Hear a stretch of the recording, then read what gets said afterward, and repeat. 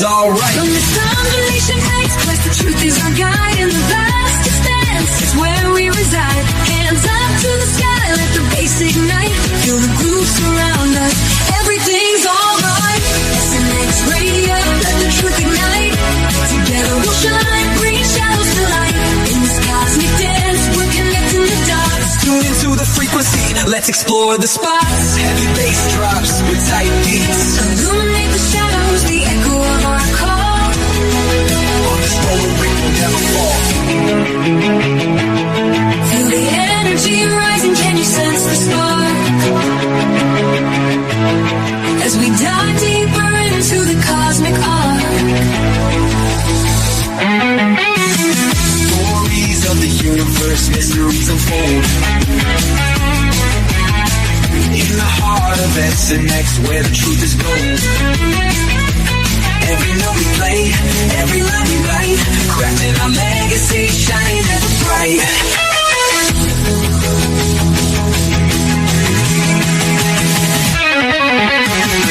SNX radio, let the truth ignite.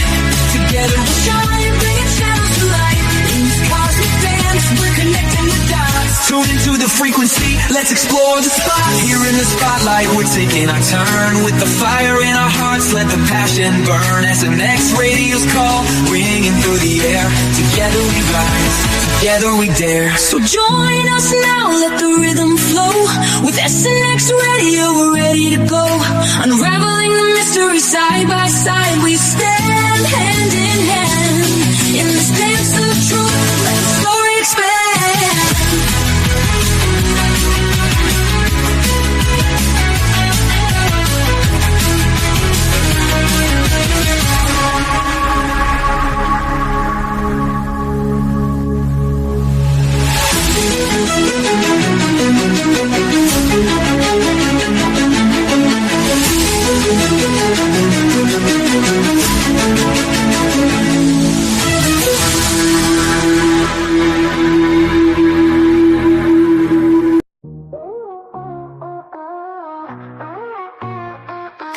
Out in the dark, the stars align. Oh yeah. Signals flashing, the secret sign. Sasquatch whispers, UFOs glide. Mysteries unfold, can't hide, can't hide. Voices in the static calling me, calling me. A cosmic rhythm setting me free. SNX, feel the vibe, let it flow. Connections glowing, don't you know? SNX, light the night, let it show. Cosmic groove, we're ready to go.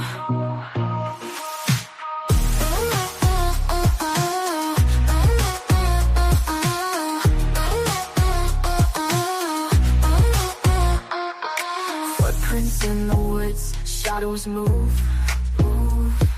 Skyline flickers, it's a neon groove. Expert stories witness sight, unravel truth in the cosmic light.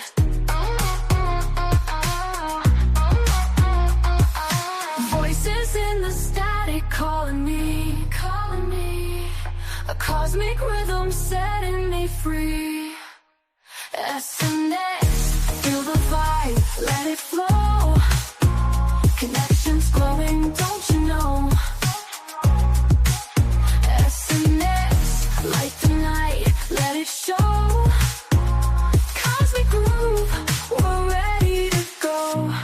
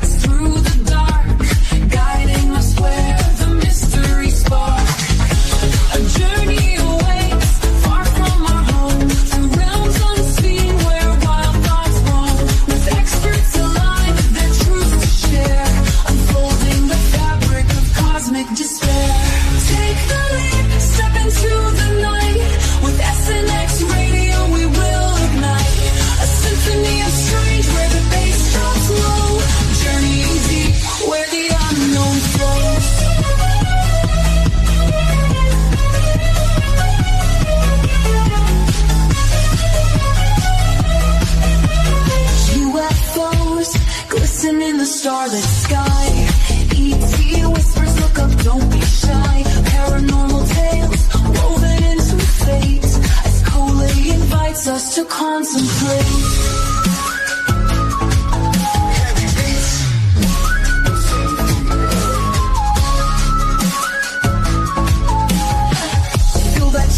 When shadows align, experiences unfold one of a kind. Off-world encounters, truths they must find.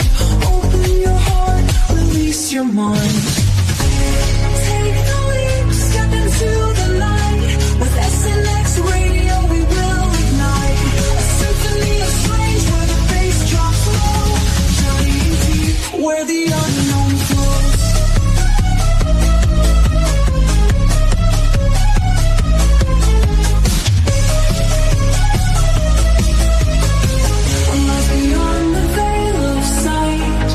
Secrets kept from our human plight. COLEY's conversations stir the thread. An awakening call for the living and the dead.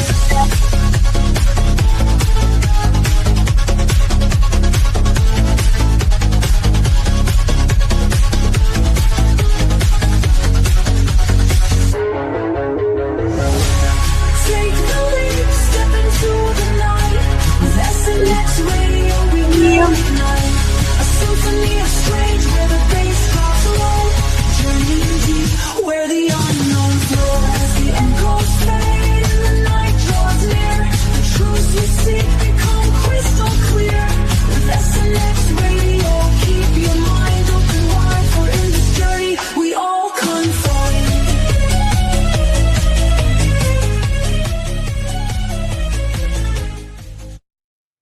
Hello and welcome to SNX Radio. We got another great episode that we're going to bring to you live here tonight with our very special guest, the lovely Mary Rodwell.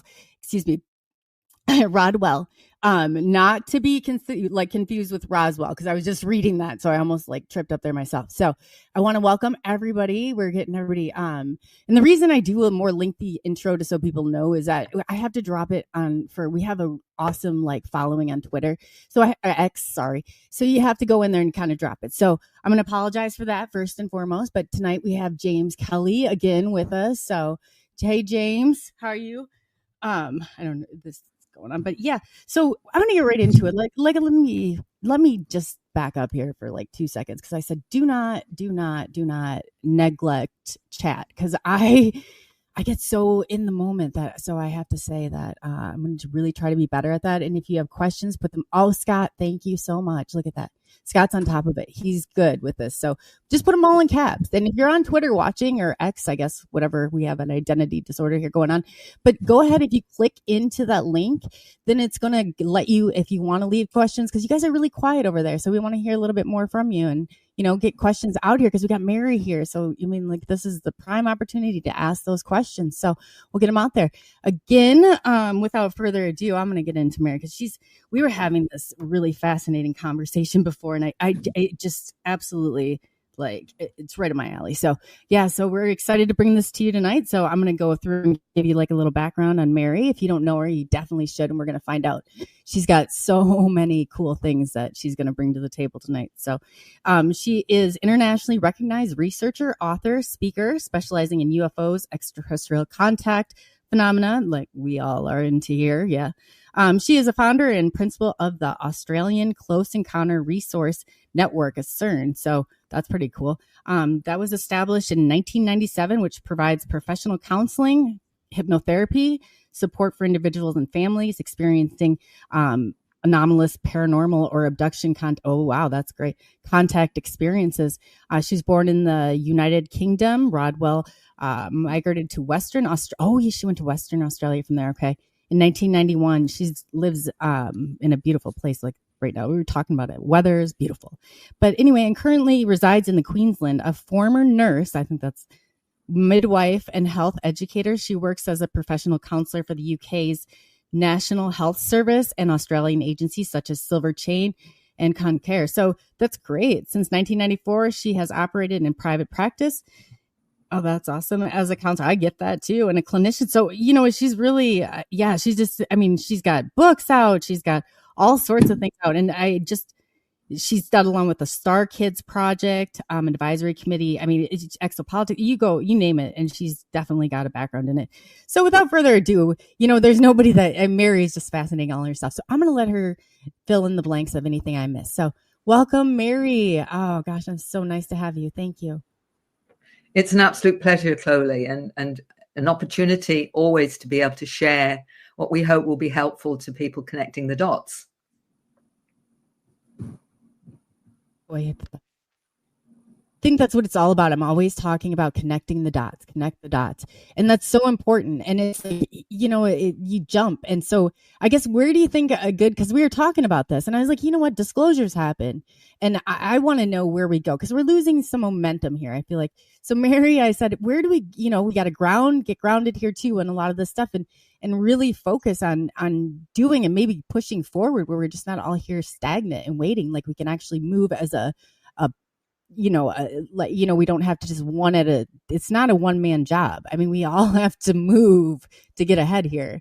It's not, it's just, I guess, what is your whole take on that? Where's a good place that you would like to start? Because you're fascinating. I loved how you connected the dots when we were talking before. So yes, start wherever you feel that, is a great place to start, because you definitely have a lot to bring to the table. So. Well, COLEY, the important thing is, as far as I'm concerned, disclosure is going to come from the ground up. It's not going to be waiting for governments to pull their finger out, as it were, and start saying stuff, because they'll only say what they think is going to work for them. And there's a lot they want to hide. So ultimately, it's going to come from us. And I think what's interesting in terms of my work and in the last few years, how many people have shifted into this new awareness of their own experiences, which before, as you said, for your own self, nothing could have been further from the truth of this a few years ago with you. And you had that catalyst where all of a sudden everything shifted.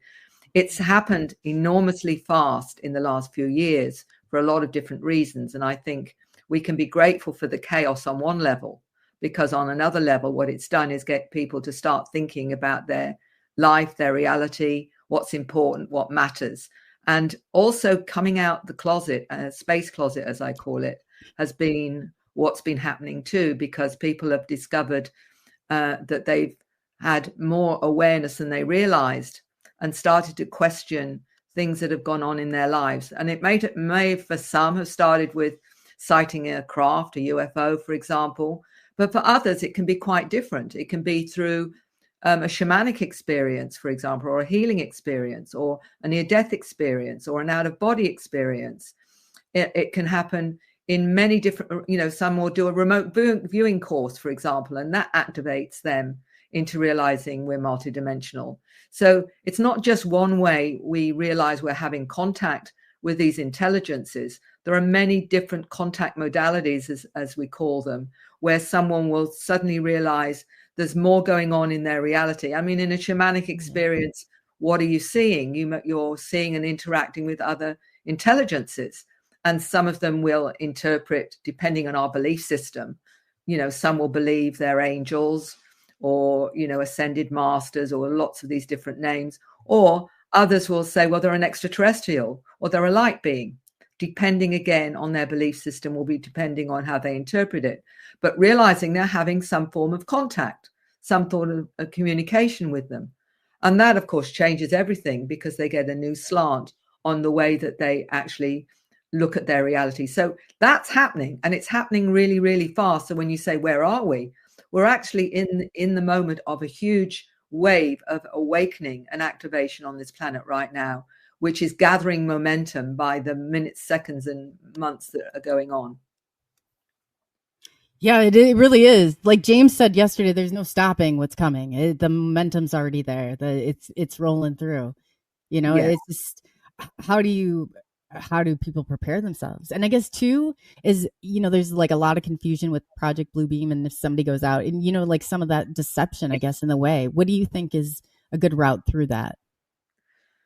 Well, the good thing about awakening and getting used to interacting multidimensionally with whatever source of intelligence you're working with, and also trusting that inner resonance to truth, is what we're being tasked to do now. Is when information is coming, what resonates with you, what really feels right, It's asking us to take responsibility for what we take on board and what we actually choose to believe is the truth or not, because we're going to get a lot of deception. But it's interesting, the numbers of the people that will say, I heard this, or someone said that, but it's actually doesn't feel right. It doesn't make any sense. And the children are particularly good at that. They'll be able to listen to someone and know intuitively that it's not right or whatever. And that's what's quite interesting. I was talking to a 9-year-old some years ago when I was talking to his dad to start with, who was in the US. And we were talking about experiences, and his son came in and said he wanted to speak to me. And I said, so why did you feel that you wanted to speak to me? And he said, it's because of your frequency. Oh, wow. So it wasn't about what I was saying. It was my frequency. This is what I mean. These super aware. And this is a 9-year-old that was that aware. That's amazing. And that was the reason he was prepared to speak to me.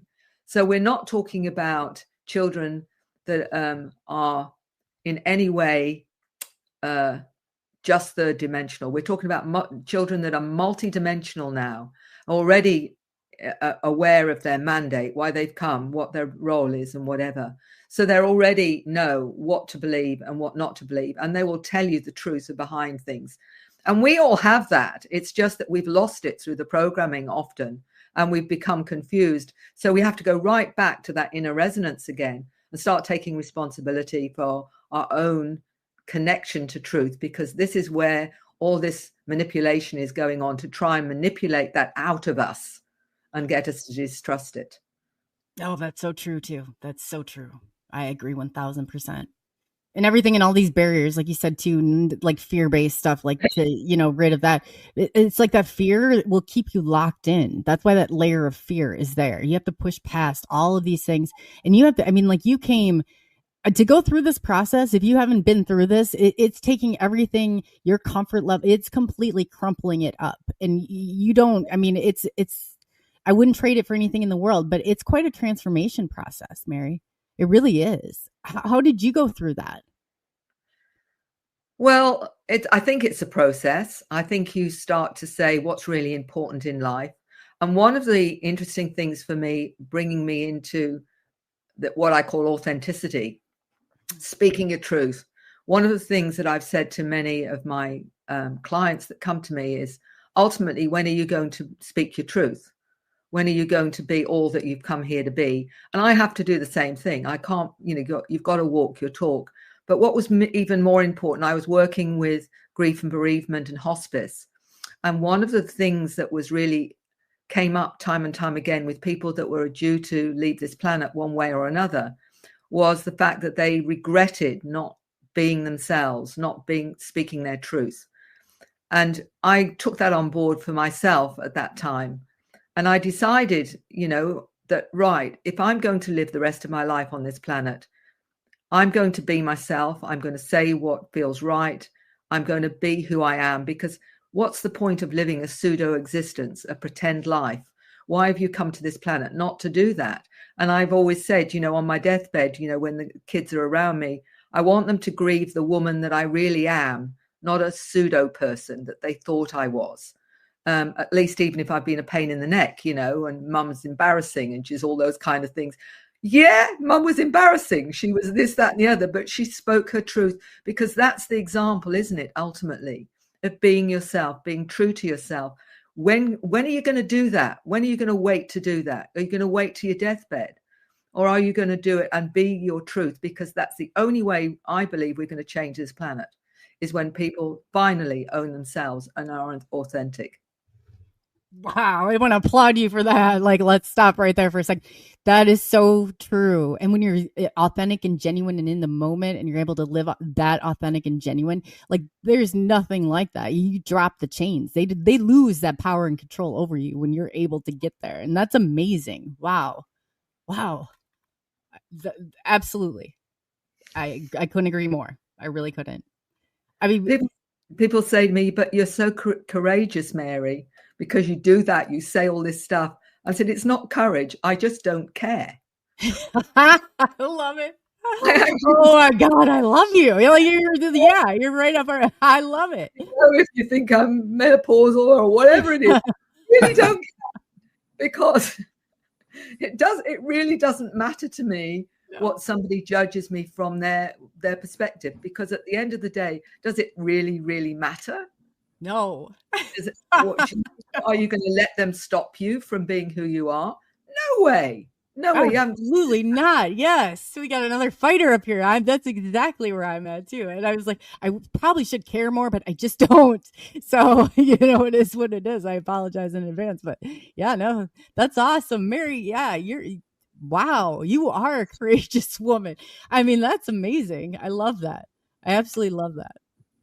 Well, for me, it is ultimately about the soul journey, and it's about why we've come to this planet. We've come in with our gifts, our awareness, our understanding. And these young children that are coming in, if we are to empower them, we have to be strong for them, because they're the future, and to provide the environment where they feel safe and secure to be who they've come here to be. And that, to me, is really why it's so important that we give them the right messages and say to them, who are you? Why are you here? What can we do to help you on your mission on this planet? What can we provide a safe place for you? But also to be the example. Ultimately, if we say, we can't do this or we can't do that because somebody may judge us for whatever, well, what is the message that we're giving to these wonderful new star seeds that have come to the planet? It's not safe. And then we're playing into fear. And this is what there, of course, has been the manipulation all along. I meet so many wonderful people opening up, and their fear when they open up is that they're going to get judged for being crazy. They're going to get judged because they are having a reality that's greater than the person that's listening to them, for example. They're going to get judged because of how they understand reality. If you're doing that, you might as well not be here. Give it up, mate. Time to throw in the towel. For real. Yes. Yeah. Why have you come? Why have you come to this planet? We've come here to challenge the system. And the indigos, or, there's the crystals, the rainbows and all of that, often given diagnoses such as ADHD, Asperger's, dyslexic, and all the rest of it. They've come here to break the system. They've come here to stop the programming. And that's why they're given this neurodivergent, which is a real problem for those that want to program us, because they're not so easily programmed. But the indigos, particularly the rebels, they've come in to say, no, this is not okay. We won't be programmed into this. We're going to challenge the system. And it's all been set up. Yes, I know. I was like, I've taught him, though. I trained him. I said, you got to carry this torch. You're going in as a free, he's gone in methodically, I think now because I was like, you got to go in there. This is your chance. So he loves that. I get calls. They'd be like, he's 80. And I was like, you're not a doctor. You're not a doctor. You shouldn't be prescribing medication.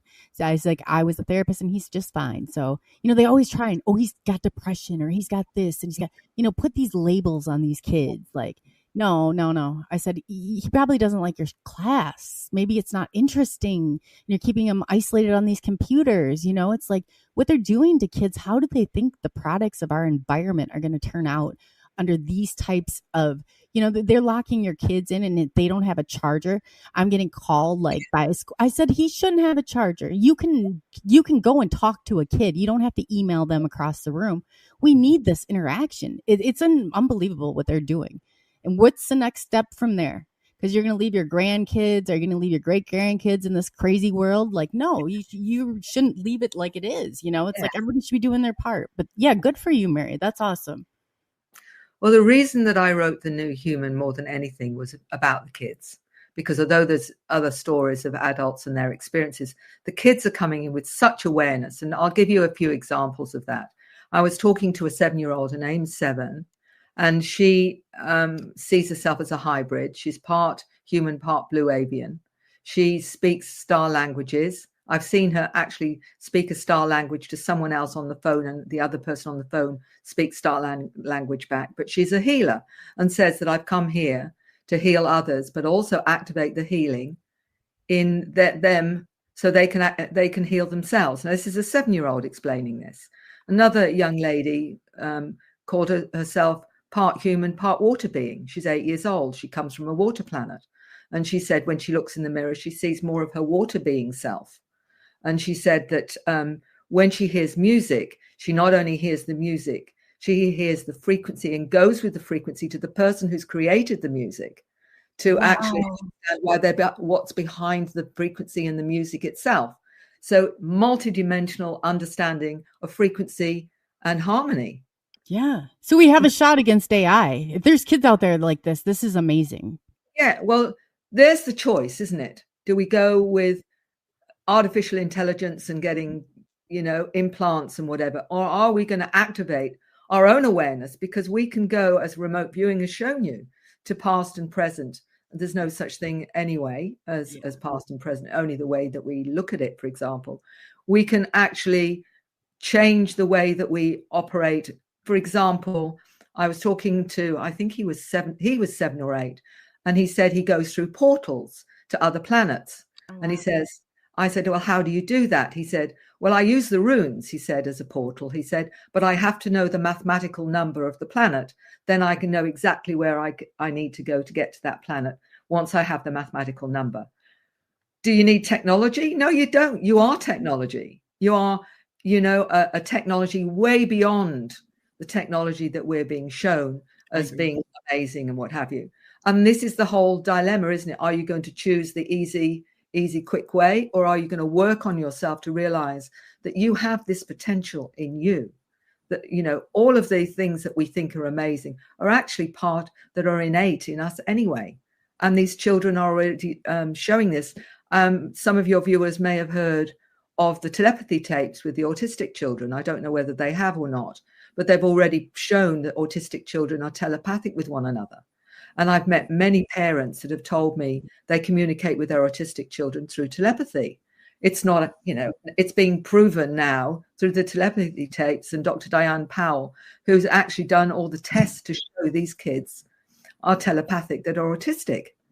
We are discovering the awareness of the ADHD. I always remember the first time I became aware of those that were diagnosed with ADHD. What is that exactly going on here?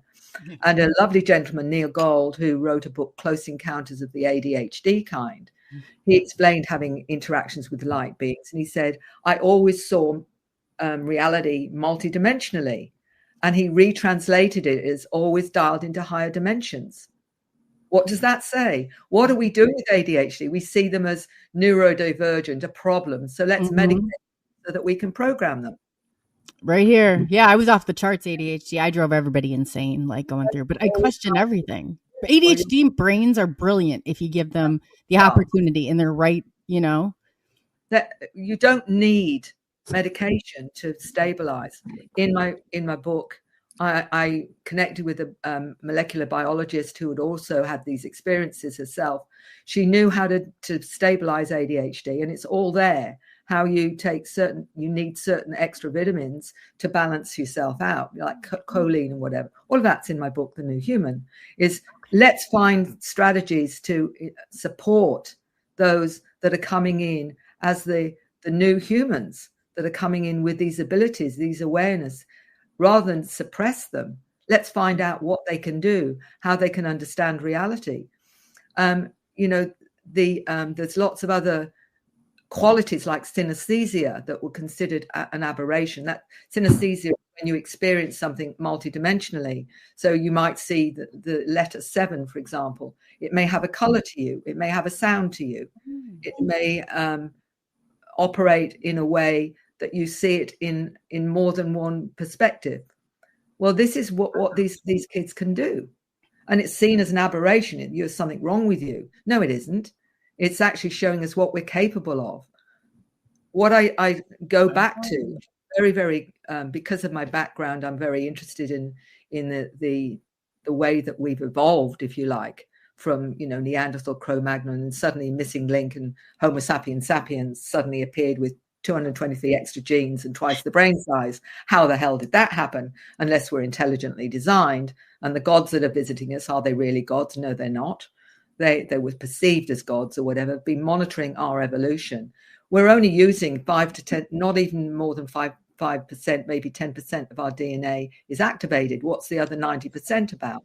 Well, the other 90% is waiting for us to unpack to actually activate. One gram of our DNA contains all the information on the internet. 1 gram.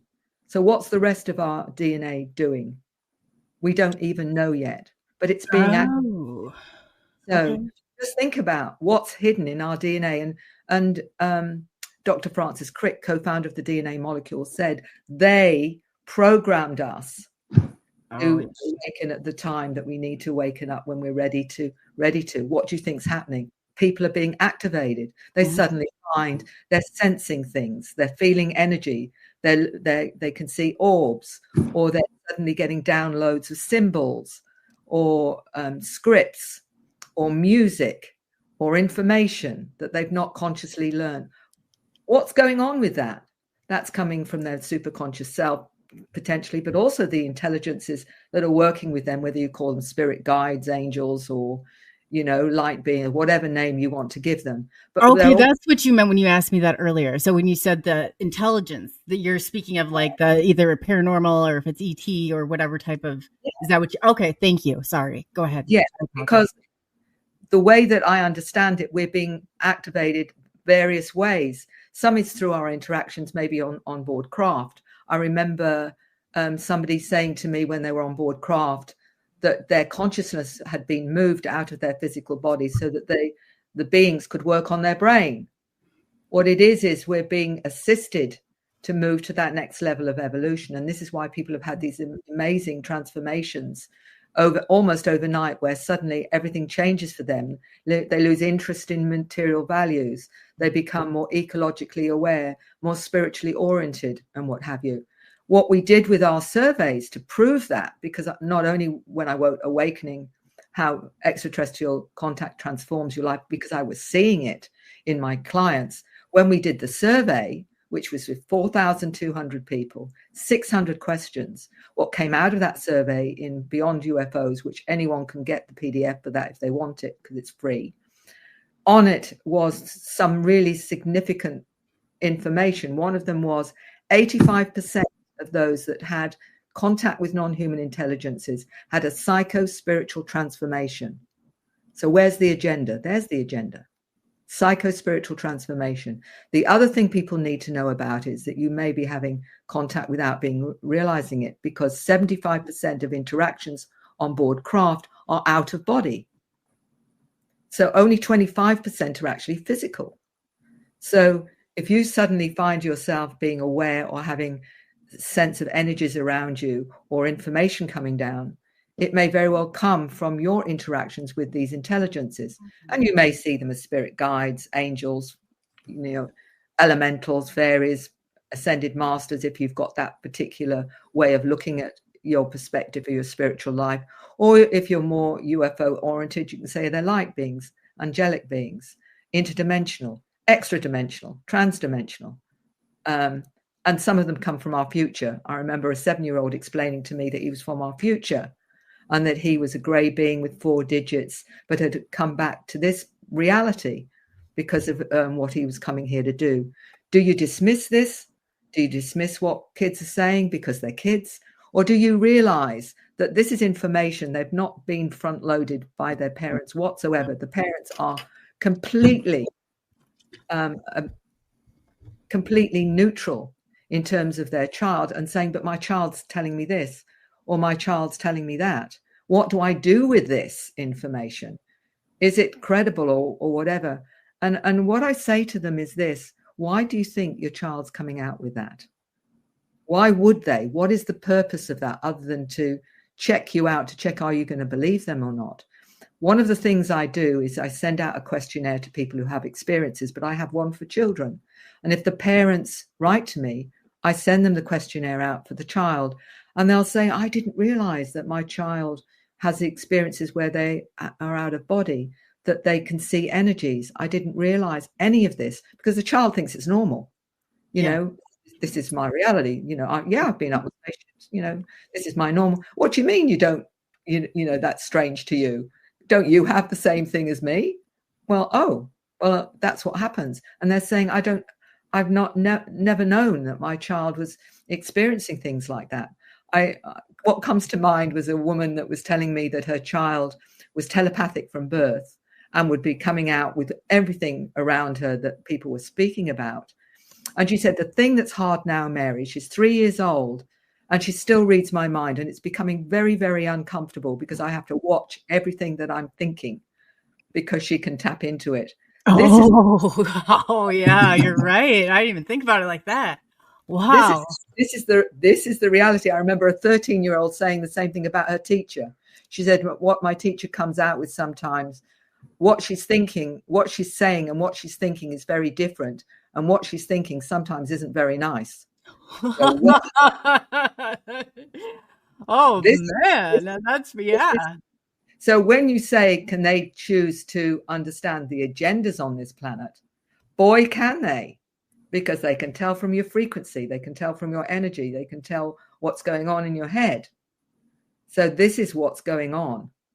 And this is why they're trying all these strategies for the older models like myself and whatever, that are still waking up to the potential that we have, which is identical.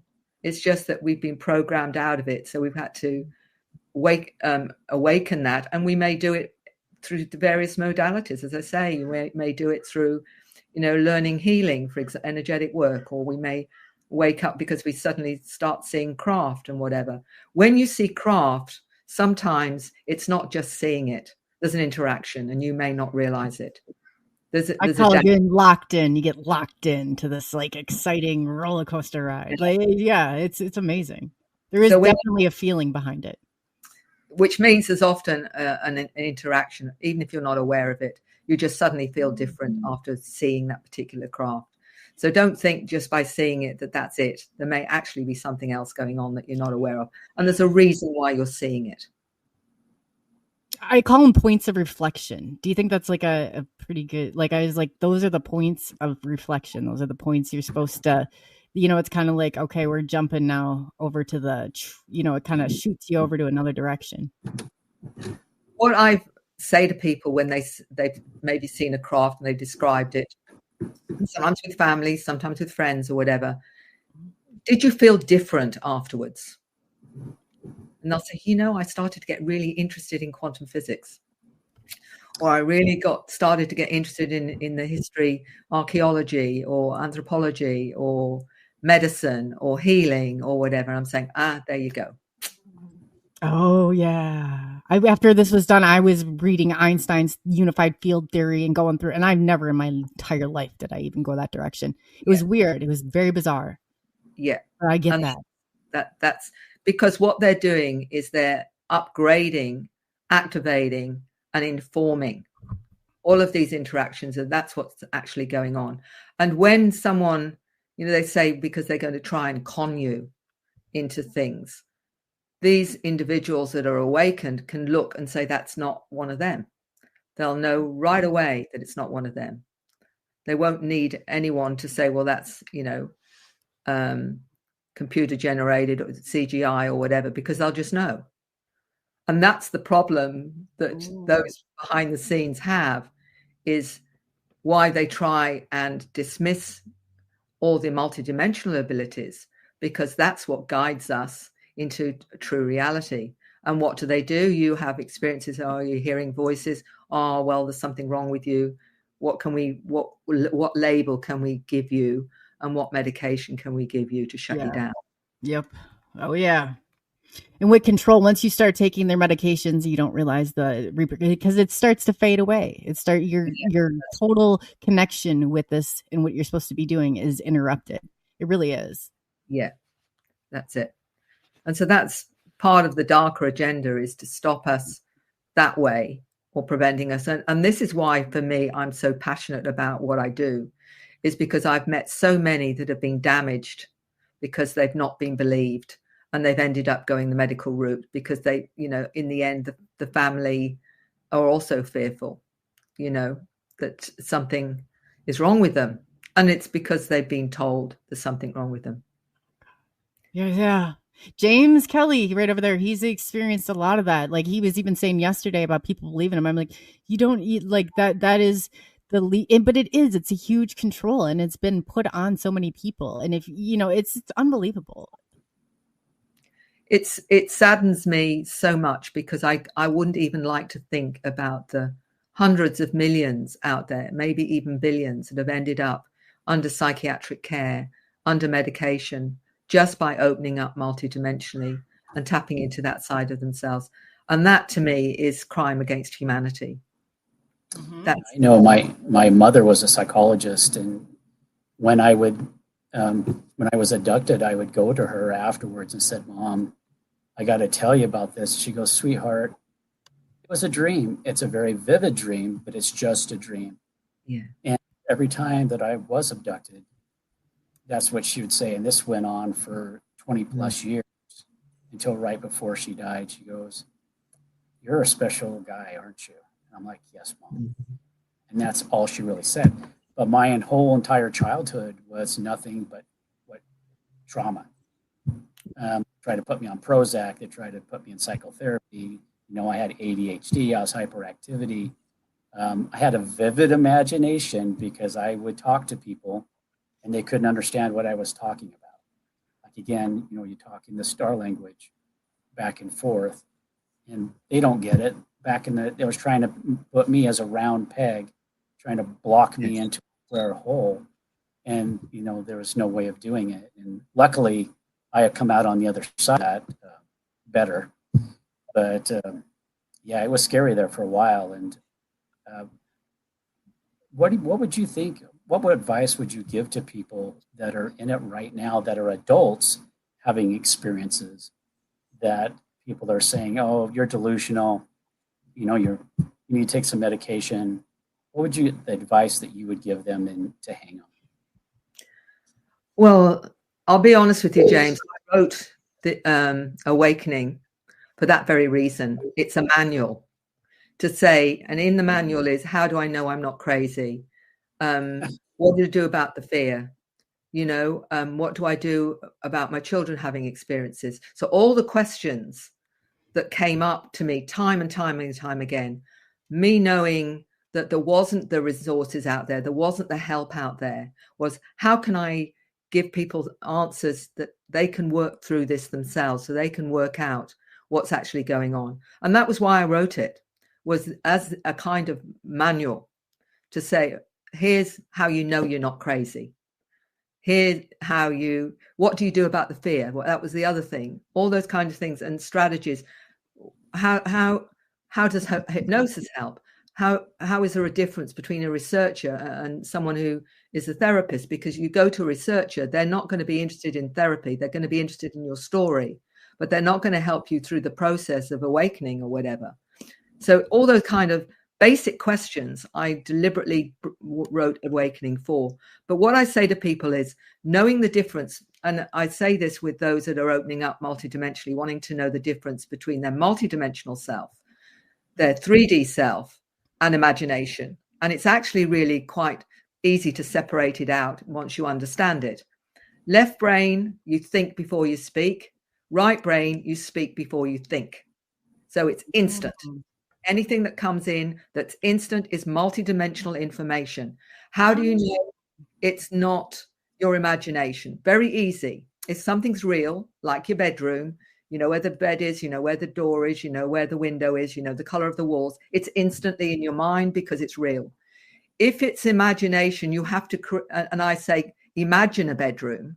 To imagine it, you have to think. You have to think, well, how big would the room be? Where would I put the window? Where would I put the door? What color would the walls be? You have to think to create. So if something's coming in instantly, that's not your imagination. It's Okay. So that's how you know the difference. It's actually that simple. In left brain, you think before you speak. Right brain, you speak before you think. Once you bring thinking in to your multidimensional information, you're actually coloring it.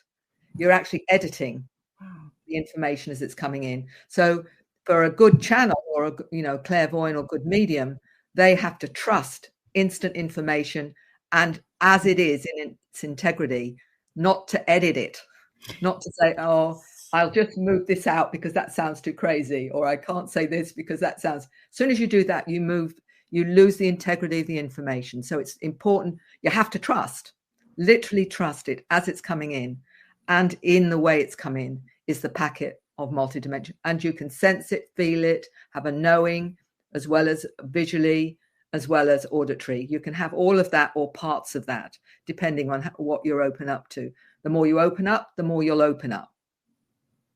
Yes, so true too. That is so true. Wow. So that is, wow.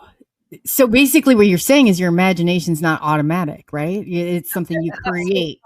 That's right. You need to think to create. Because as I said to you, if I said to you, well, what kind of house would you like to live in? You'd have to think, well, how big would it be? How many bedrooms? You know, where would I put the garage? Where would I put the, you know, the color of the walls? It requires thought. When you get information downloads, it's in your head without even conscious thought. It's just there. That's no, and I'd be writing stuff out. It'd be sideways. It would be just like really, it was totally different. Yeah, that's fascinating. Yeah. When you get this and you think, wow, where did that come from? Cool, that's accurate. Oh, I didn't know I was so wise. You know, all those kind of, that's, and then you have to say, is that my higher self, super conscious self, or is that one of the team or my, you know, my guides or whatever? So the next step is isolating. Is it one of the team or one of your guides or whatever? Or is it in fact your super conscious higher self? And there's a way to discern that as well. Ultimately, we are being brought into telepathy and asking questions. So the next question is, who are you? Why do you work with me? You know, why do you give me the information? What's my connection to? So you're getting a bio.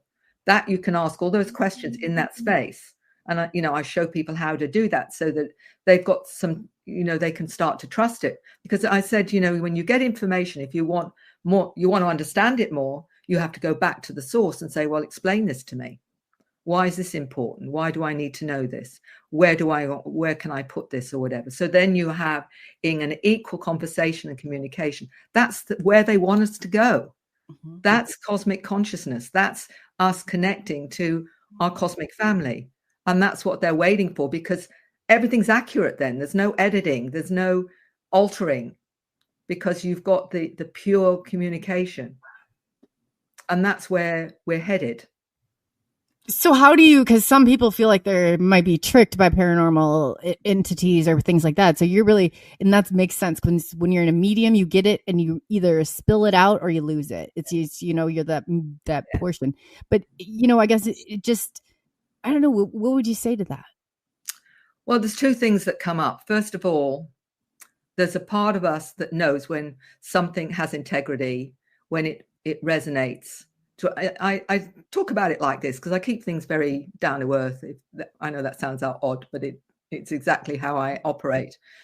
If somebody comes to your front door, what is it in you that with some people, you'll invite them in for a cup of tea, and others you keep the other side of the door? There's just that feeling, I don't feel that's okay.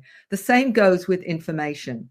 What is it with your friends? The ones that you gravitate to are the ones that say, positive, beautiful things to you, make you feel better and what have you. And the ones that are always negative or always putting you down or criticizing you or whatever.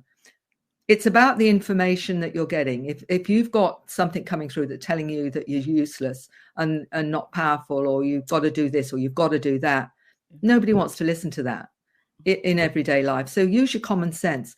What they operate on, the lower frequencies, are fear and ego.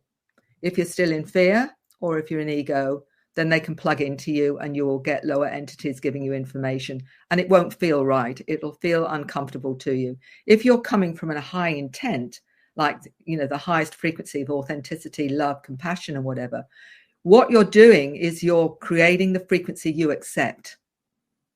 So you're saying, I'm only accepting this frequency. Anything else? No, thanks very much. Not interested. Go away. So you're putting out an intent. That intent creates the reality. Like a radio frequency. You're saying, this is the only frequency that's okay for me. Anything else, you can buzz off. Not interested, don't want to know. And you'll know from the integrity of the information. You can test the information. If something comes through to me and I'm not sure about it, I'll go back and say, explain this to me. Why is this important? What do I need to know about this? And once you get to that point, there'll be this buzz of acceptance or resonance with, I'm sure all of you get that complete buzz in your system where it's, whoa, that's really accurate. So you've got to learn to be sensitive to how your multidimensional part of you operates, sensitive to frequency, sensitive to what you're putting out. All of this is teaching us to have integrity, to come from the right place. Because if we go to be telepathic, then there's no hiding.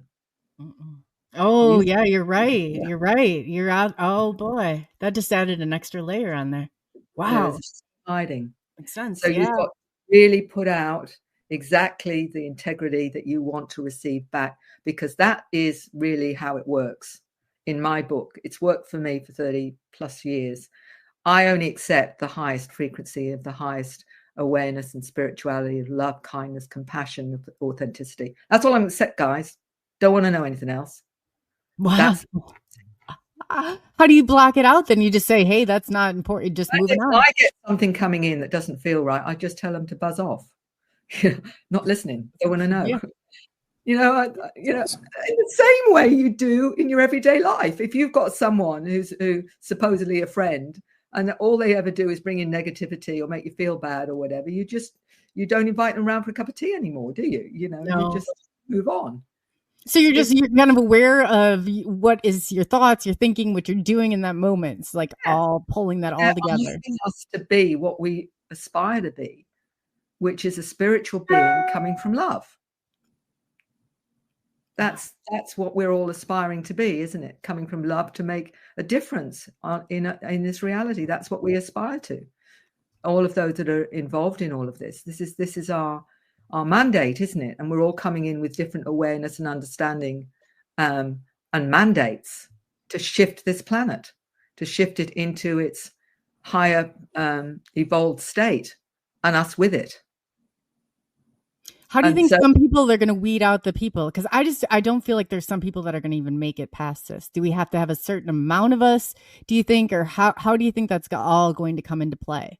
Is it all or none? Or the way that I look at it, that each soul has its own mandate, and some will choose to evolve because they're ready to, and they feel they've done the 3D Earth journey.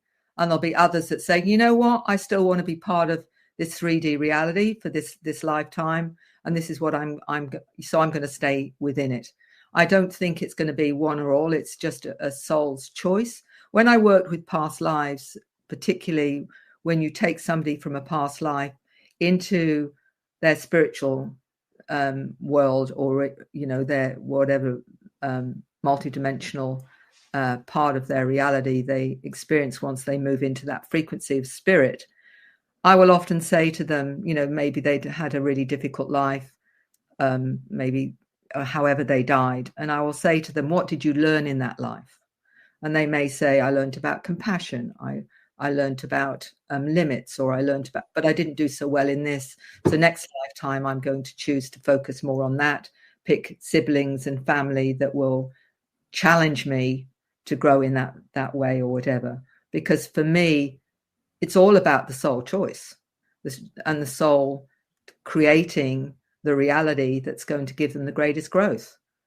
And sometimes we choose to have a less challenging life sometimes, and sometimes we choose to really go through it and as a way of accelerating our evolution that little bit faster.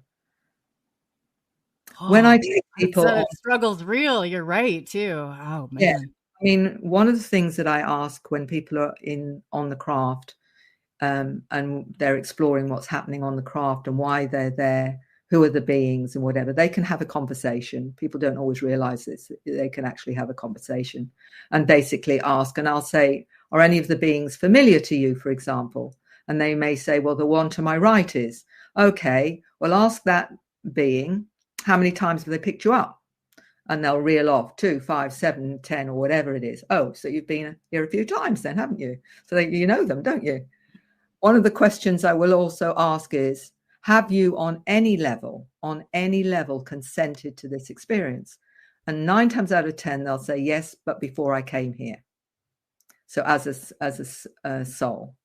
They've decided I've chosen to be part of this to help with the evolution of the planet or whatever. So what it does is give them an understanding of their experiences in a completely different way. And I'll say, is there anything else you need to know? Well, why do I feel different? Oh, and they may be told, because you're part of us, we're your family or whatever. Does that make sense to you? Yes, it makes sense, because you're asking them in that space of resonance to their superconscious higher self. So when they're in that resonance, all those kinds of questions then come to them with a resonance and an understanding. So my job really is to help people connect the dots to their own understanding and reality. It's not for me to tell them what to believe. Oh gosh, that's brilliant. I'm not there to say you've got to believe this or this. Your experience tells you whether or not you want to take that on board or not. But I'm not there to tell you what to take on board. All I'm doing is facilitating that connection between your highest self and your awareness to get the answers that make the most sense to you and resonate with you, so that you can expand yourself. That is so brilliant. So do you kind of see them going, like maybe grouping together on some of the similarities that you're seeing, or the way that I guess that you're helping them connect the dots or make sense? How are you putting those into categories yourself? Like, how are you identifying some of these things? Well, I have a questionnaire that I send to everyone that writes to me. And in it is not just, have you seen a UFO or whatever, but do you feel energies? Do you feel connected to other planets? Do you ever felt that you don't belong? Do you feel like you've got a mandate or a purpose or whatever? So it's not your standard UFO questionnaire. It's going into your multidimensional awareness. And so what that does, and I'll give you an example of how important that is for people. I had a 60-year-old Aussie bloke phone me one day, and he said, Mary, he said, my experiences are just incredibly different to anything I've ever heard anybody else ever have. And I don't know what to do with them. And I said, well, look, I'll send you a questionnaire. I sent out that questionnaire. He responded to me within 24 hours, and he was in tears. And he said, how do you know about my life? Because what I was doing was I was putting all these different patterns that I'm hearing time and time and time again from all over the globe. And it's amazing how many resonate with all those patterns of experience. You talked about, RH negative, for example, or ADHD, or all these kind of things. And all I've done is bring some of the patterns together. And then there's a lot more, but enough for people to say, oh my goodness, I didn't realize that was connected. It's like, the phobia or fear of clowns, Santa Claus, owls with big eyes or whatever, all screens for contact. And some people say, I've always been terrified of clowns, but never know why. Screen memory. So, yeah, okay. So it's about giving them enough information to help them start working things out, so they can see their part in it, and also to transcend the fear of it as well. And to give you I'll give you two examples of finding out what the fear was about for two individuals. One of them was a gentleman that was used to being on craft, comfortable with his hybrid nature, all of that. But he said, the one thing that terrifies me more than anything still, he said, is when that big black eye starts coming towards me. Yeah. I said to him, so what do you think happens when that's happening? He says, well, I think they're going to take me over. So I said, well, do you want to find out? And he was very courageous. And he said, yes, I do. So I'm there with him. I take him into an altered state, and he's starting to get more and more stressed because he's describing this big eye coming towards him like this. And he's getting more and more stressed. And I'm saying, just take it slowly. Just take it slowly. And gradually he suddenly stops and totally relaxes. And I said, so what happened? And he said, oh, they're just giving me information. So they hadn't taken him over at all. All they'd done was transfer data to him through that process. Yeah, that's so brilliant too, because that's distorted, and you never know how the future is going to be until you challenge it. That's awesome. You don't know what's behind that fear, and sometimes it's our own fears that blows something out of proportion into something that perhaps it's not. And the only way to challenge that is to find out, well, what really did happen. And I'll give one other example of that. Was a lady in her 60s her whole family had been taken up on a spacecraft. She'd been terrified all her life of this whole experience and whatever. So my question in hypnosis was, go to the origin of your fear. And this took this 66-year-old lady to when she was 2 years old in the cot. And she's lying there in the cot, and there's two beings. And I'm not sure whether they were mantis or not now. I can't remember. But there were two beings standing there. And she said, there's two beings looking at me. And I said, well, did they do anything? Did they harm you in some way or hurt you in some way or what? So no, she said, they were just observing me. And they're telling me that they've been with me all my life. They've been helping me with this and they're helping me with that and helping me with the other and all the rest of it. And so what she then saw was the positive effect these two beings had all the way through her life. And her fear just went. She was basically dancing around the room when she came out of it. She couldn't believe after 60 odd years of fear that she no longer had that fear. So again, we don't know what we don't know. And if we can challenge that and look at it, we can find out what's behind it. And it isn't always what we think it is. So that's really. Yeah, you're right. Oh, you're right. Yes, you're right. Yes, you're right. You have to. And it's facing every fear that you have. Yeah. Wow. That's powerful right there. Very powerful. I mean, it really is like when you're going through this layer by layer, how you got there. I want to hear more about this because I have to understand how you got here to organizing. I mean, you have a brilliant mind. I mean, I'm telling you, I understand some of that background, but I mean, what you're doing is phenomenal. How much of the cellular memory do you think plays into that? Like, because I know that when you go through an experience, it shakes you up to your core. And there's that part of it, even though you tell yourself you're fine, whatever, there's still a part of you that it experiences that. How do you help people through that?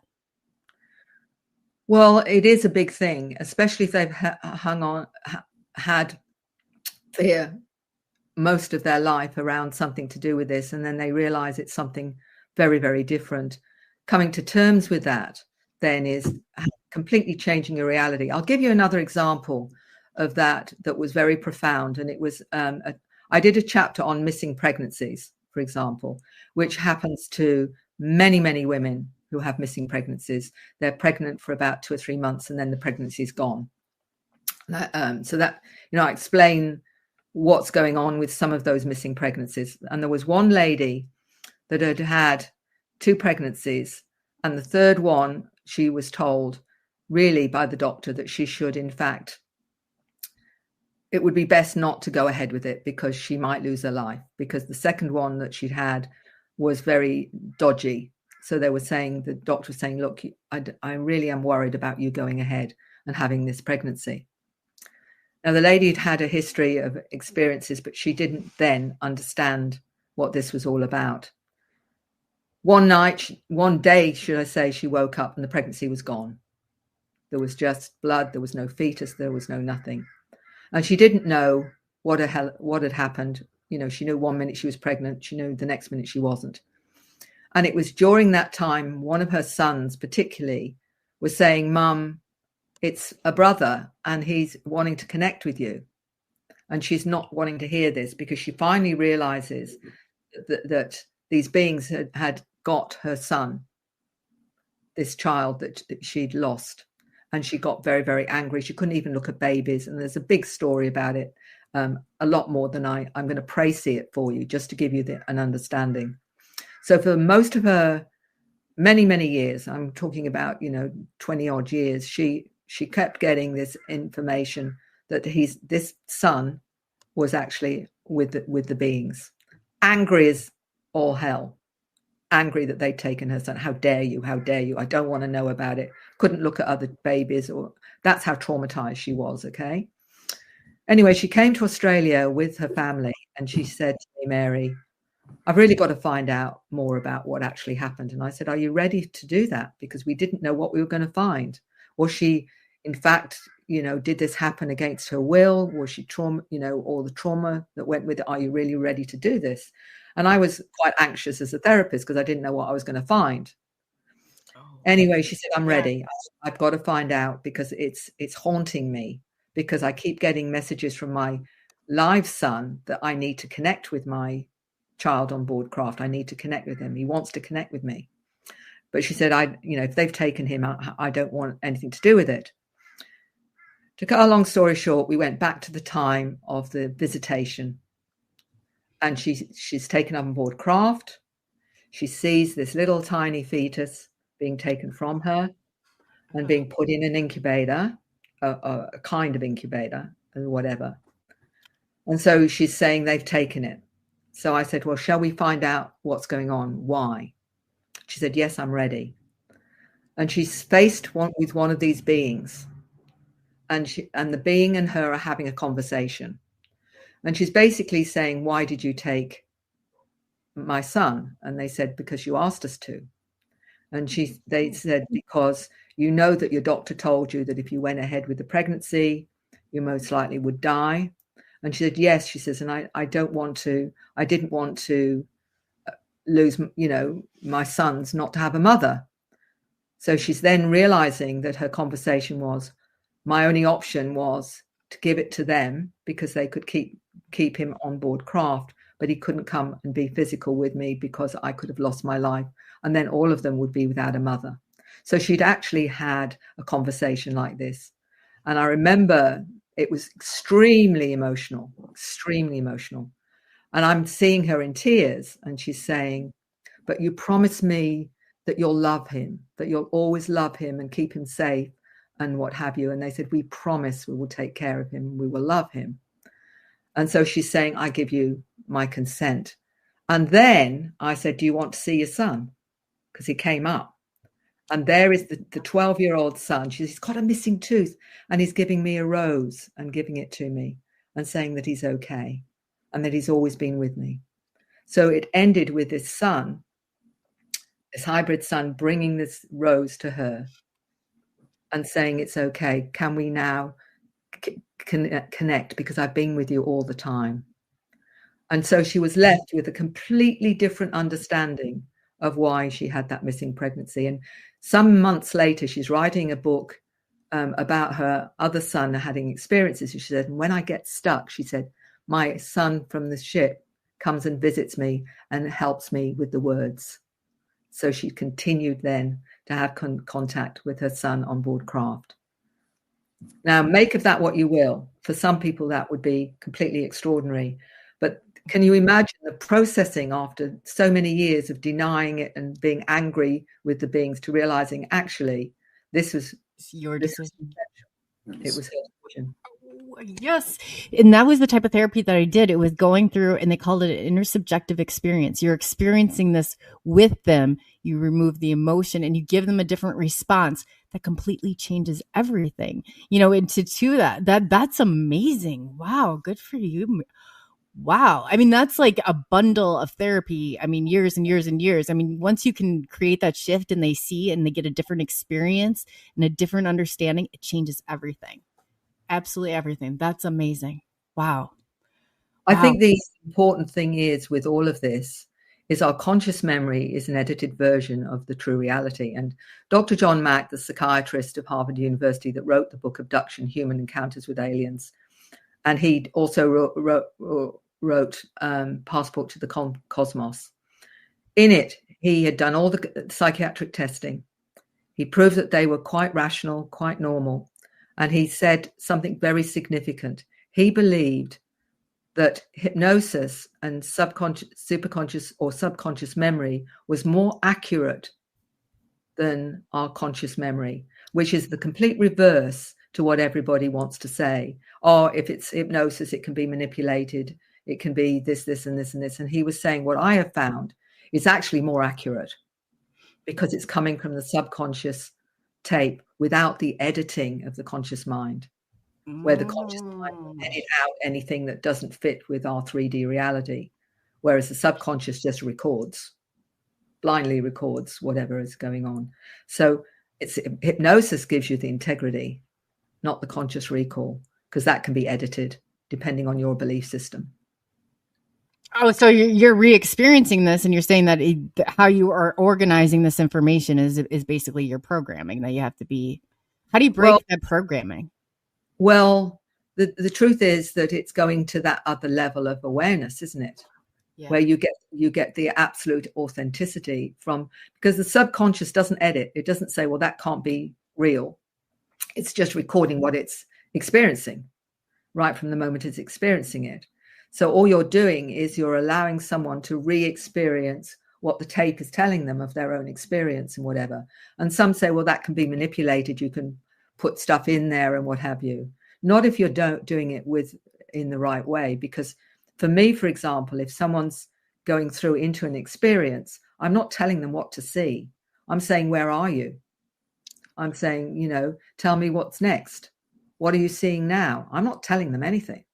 I'm just leading them along with their subconscious tape to an experience. And James, you want to say something about that? No, Polly made a comment and I just waved at her. Sorry. Okay. Oh yeah. Sometimes it's coming in. Yeah. Don't worry. He'll do something like that. No, I'm joking. Yeah, no, okay. This is fascinating. Mary, I don't know how are you ready? Should we will it break this whole chain if I do just a top of the hour 5-minute break, or yes, we can keep going too, because I don't want to break this. I really don't. I can keep going. It's fine. Okay, great.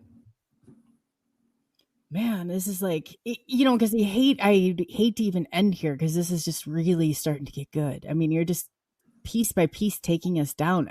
You're absolutely brilliant at this. I'm so engaged. It's just, that's awesome. Wow. I'm glad it's resonating. That's the most important thing.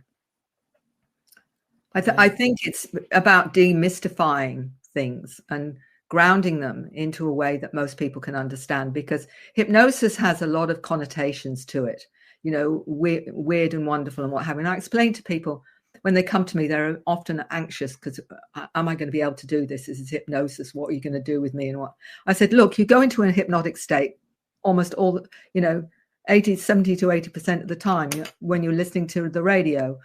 One of the ways I explain it is like this, that when you're sitting watching television in a really, really interesting program, and you're so focused on the program that people around you may be making a cup of coffee, making dinner, you're not really listening to that. You shut it out because you're really interested in this particular program. It's no different to that. There's no weird and wonderful stuff. It's just focusing on a particular part of your experience and making the other part of you irrelevant. That's all you're doing. So you can still be fully aware someone's making a cup of tea, someone's, getting breakfast or whatever it is, but you're so interested in where you're going with this experience that you shut it out.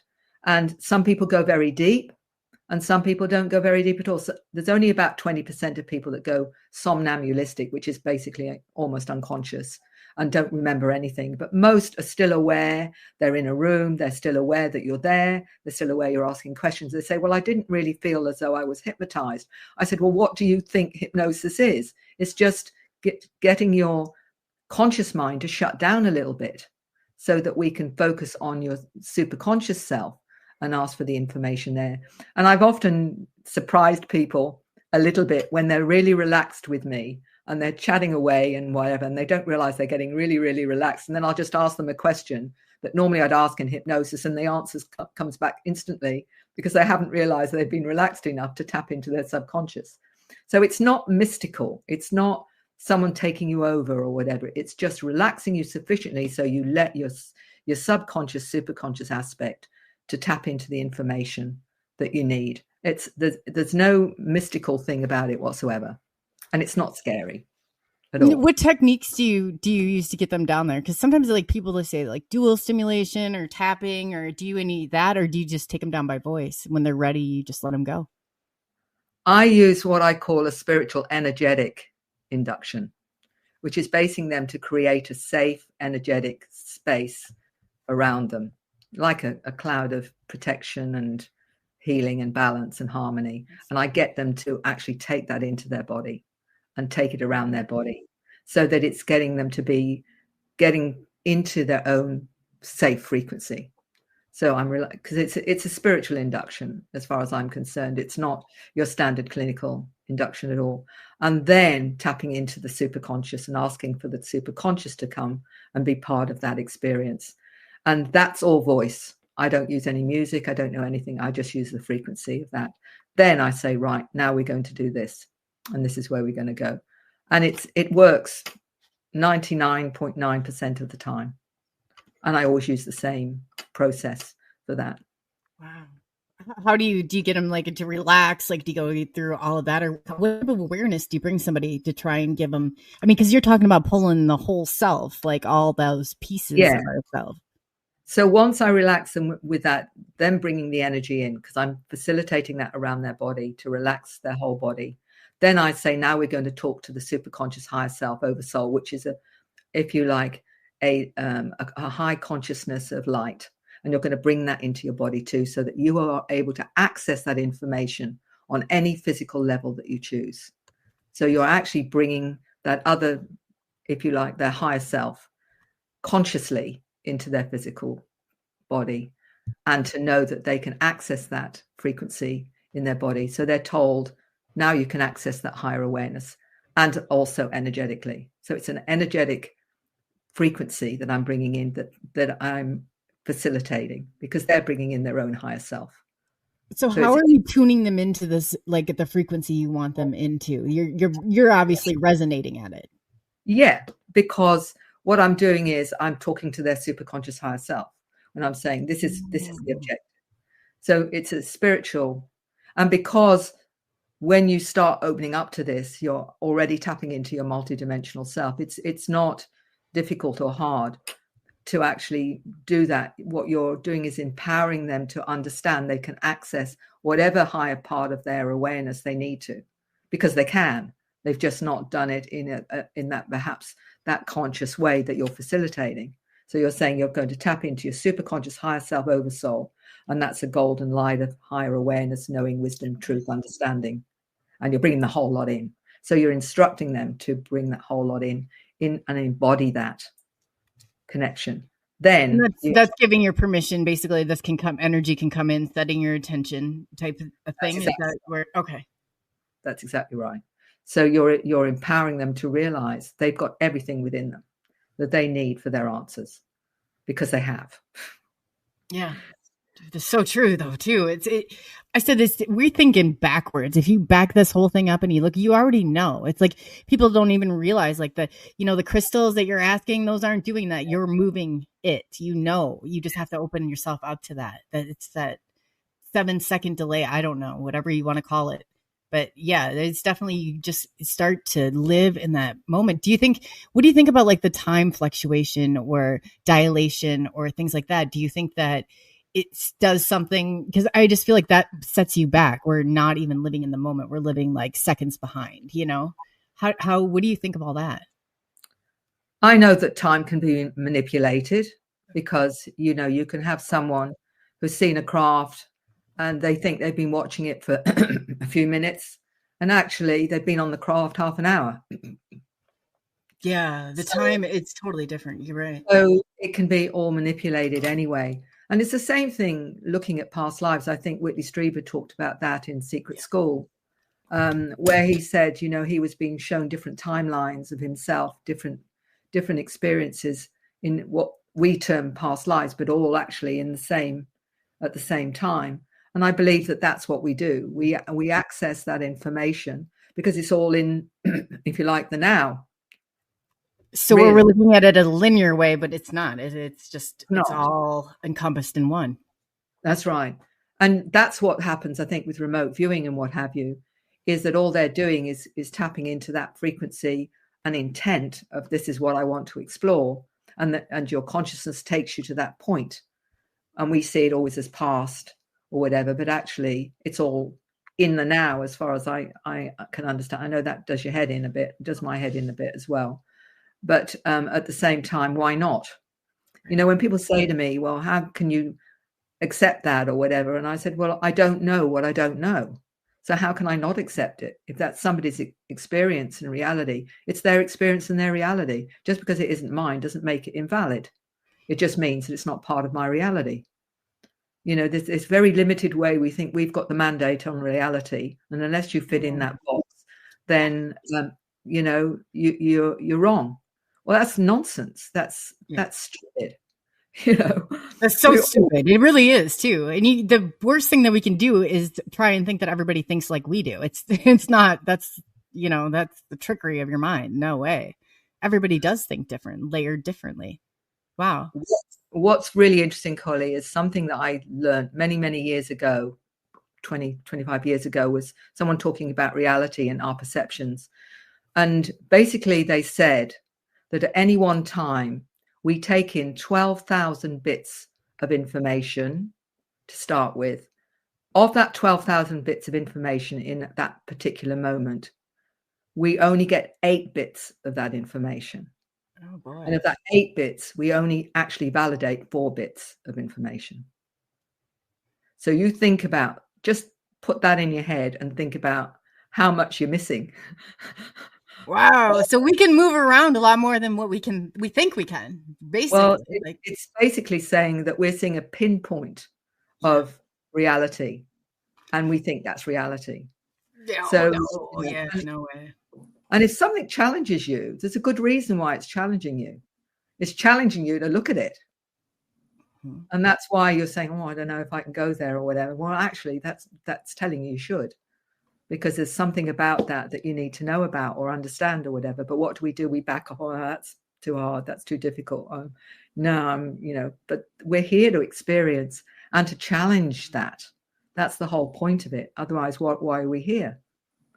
You know, and we're triggered on a reward system. I mean, we're programmed this way for a certain reason. You know, what do you think? Yeah. Do you think that that's like a way? I guess I always kind of think of it like there's all these things in there that are going to identify us as being a little bit different in where they come in, you know, different learning styles, different things like that, like you're talking about. But I guess I'm just wondering, and what you see, do you think that they try and suppress that? Then they try and put you in that box. They try and give you different labels. They try and make things that are totally, probably completely normal, abnormal, and you're just never going to fit in.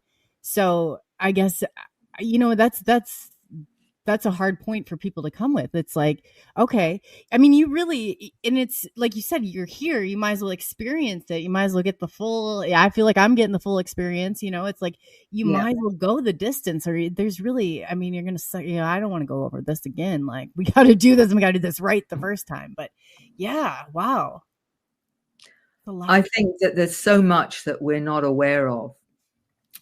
And as we slowly get introduced to it, and these beings are doing that, they're showing us a greater reality. Many of those that I talk to have never told anyone else their experience before because it's so bizarre, or it seems so bizarre. I'll give you an example of a graphic designer many years ago, young man, saying, I'm seeing a part of one of my future selves, and I'm seeing myself as a grey being with 4 digits. And we're moving something big from one dimension to another. And he's going, oh, it's a planet. And we've moved it too quickly. So we've messed up its energy. And I asked him to draw it. And he actually drew what he was seeing.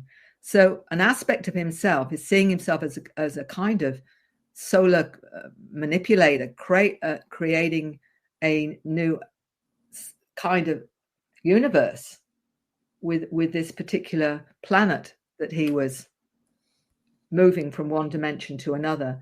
What science says that you can do that? Right. Do you believe that? That's what he saw. That's what he experienced. I've met many individuals that see themselves as creator beings that have created universes and what have you. Are they all in ego? Or are they actually all saying, you know, this is my reality. This is what I can do. This is part of who I am, you know? Because so when you experience the astral realm, like I always say that because I've been to a sand world that everything it's very bizarre. I don't know how to explain it, but it's a world that you kind of create a structure in, but I don't even know how to explain it from that point on. But I mean, some of these things that are there, I mean, where do they all, you know, kind of collide or come in? Why are they so unique to the individuals, that individual, like basically so important to that specific role? And I guess, how many people do you think that are really creators or like in this, and how many are pawns that are just placed here to kind of, you know, put us in, or roadblocks, or however you want us to look at them? What do you think about all that? Well, I'll go back to a 9-year-old who was talking about God. And she said, God isn't male or female. She said, it's an ultra-terrestrial. It comes from the place of light, love, and the angels. And we all come from there. And she said, and we decide to experience various levels of light. And we start at the darkest, and gradually the souls all help each other through these different levels, so that those that we're helping move forward, we're being helped to move forward, and gradually back to the source was the way that she described it. So you can take that as one way of looking at the soul journey, if you like, for whatever sense that makes of you. Interestingly, another 7-year-old that said he's from the future said that God wasn't, again, a being as such. It was an ultraviolet light that creates. So in other words, a frequency, and we're all in that frequency of consciousness, which I think is all of us, you know. So again, how do you choose or want to choose your understanding of source? You know, it doesn't matter to me. You can see it as male, female, you can see it as energy, you can see it whatever you like. Maybe we'll get some of the answers when we move from here and get a better understanding of what that is. Quite honestly, what really only matters is, what does your heart tell you and what makes sense to you? Because that's okay. It's okay however you want to interpret that. If that makes you a better person, living your best self, then that's all that really matters, you know. And I don't care which way you go with that, really. I only know what makes sense to me. That's so true. Yeah, no, wow, that's unbelievable. I'm like, if you're not living in the here and now, like it's a lie. Well, you know, I mean, not necessarily truth. It's your truth, but it's distorted. Like you said, how did you say it's authenticity then is not there, right? Am I understanding that right? It's about what we resonate to. And, you know, ultimately the big challenge on this planet is, are you going to listen to all these individuals around you that got pieces of paper or other ways of saying they're greater than you are, whether it's in religion, science, education, or whatever, all these pieces of paper that say, I'm your guru, I know what's reality, or whatever. Ultimately, what we're programmed into, and particularly in religion, is that we're sinners. You know, I always remember getting really pissed off about that as a Catholic, you know, as Adam and Eve was naughty and ate the apple, and I'm being blamed for it. You know, that I have a real problem with that too. Yeah, you're right. As a kid, that's not fair. Why am I getting blamed for something somebody did centuries ago, you know, and I'm a sinner? But what that's saying is that there's already something wrong with you. You know, everybody's boy. You're right. You're right. You know, it wasn't okay to me, you know. That was just not. It was not my choice. That was not mine. Yeah, I did not consent to that. Like, yeah, you're right. So, yeah, that's exactly how I think too. Ultimate in disempowerment is saying that you're already a sinner before you even, you know, do anything. Oh no! I couldn't even get to school in the morning without, you know, and then the mortal sins, and they were coming down. It's like, oh my God, really? We grow up with this programming that we're already bad, you know. So trusting yourself and trusting your integrity and what have you is a big move to saying, you know, that's not true for me, that actually I'm not. And what I say to people is, the reason I help them to validate their own source and their own higher knowing and whatever is that is their highest true self that's guiding them during this life. And that's the one that we've all got.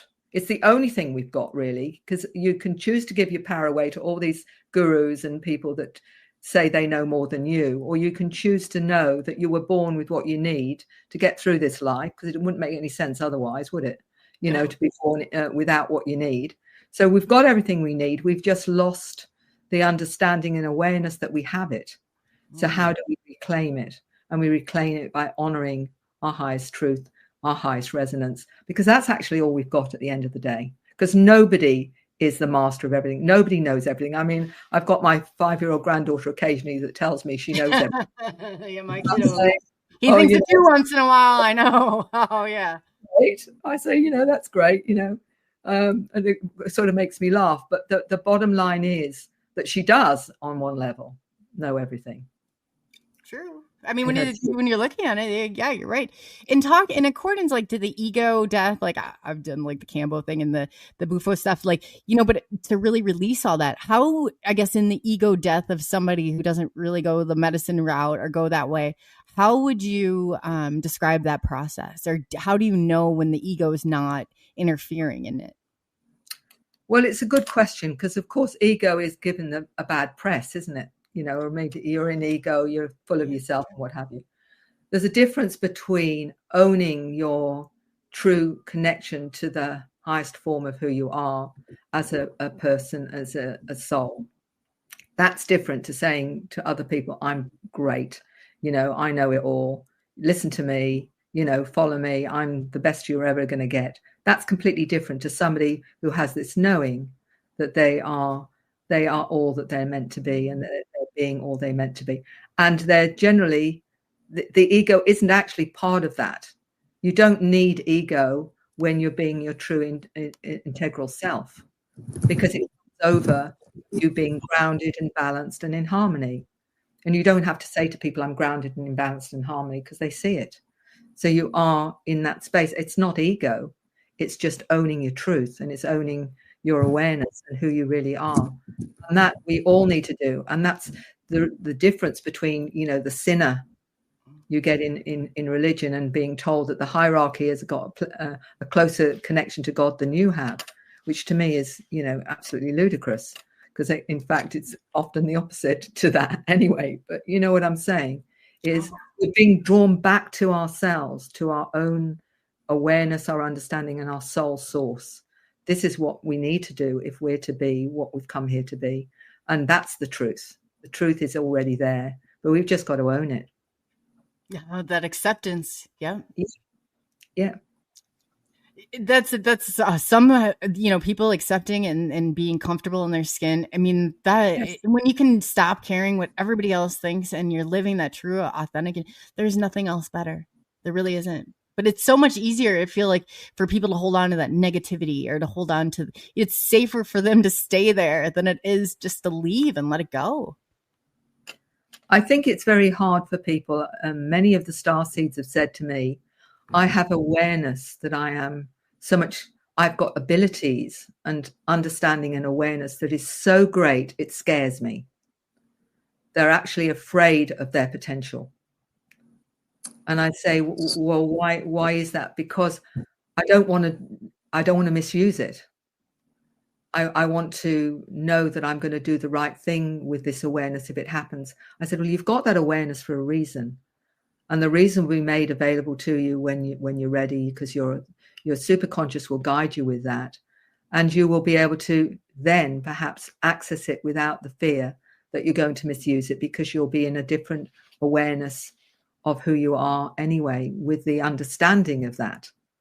But I've heard this so many times where I've got so much more that I know I can do. I'm just afraid of it. I'm afraid of what the potential is. Wow. Yeah. And then that fear, that's in that box, back in that box. So it's just like a continuation of when you get there, but it's like once you level by level, and it just slowly, like, you'll adjust. You really will. Trusting yourself. I think what gains that trust in yourself? Is it knowing yourself? Is it accepting yourself? Where do you see as like a really pivotal moment where people can transcend then into that like self-actualization moment, or, whatever you want to call it, I guess? I think each soul is different.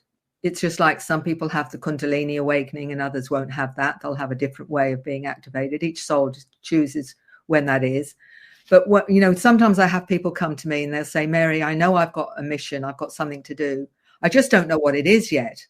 And my answer to that is, and I've said it many times, is your soul isn't going to let you miss the bus, because it's worked too hard to get you here in the first place.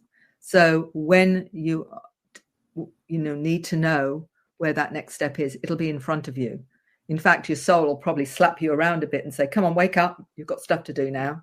or whatever. Yeah, enough of the vacation. It's time to go. The mission's going. You're not going to die and say, "Oh, I missed it.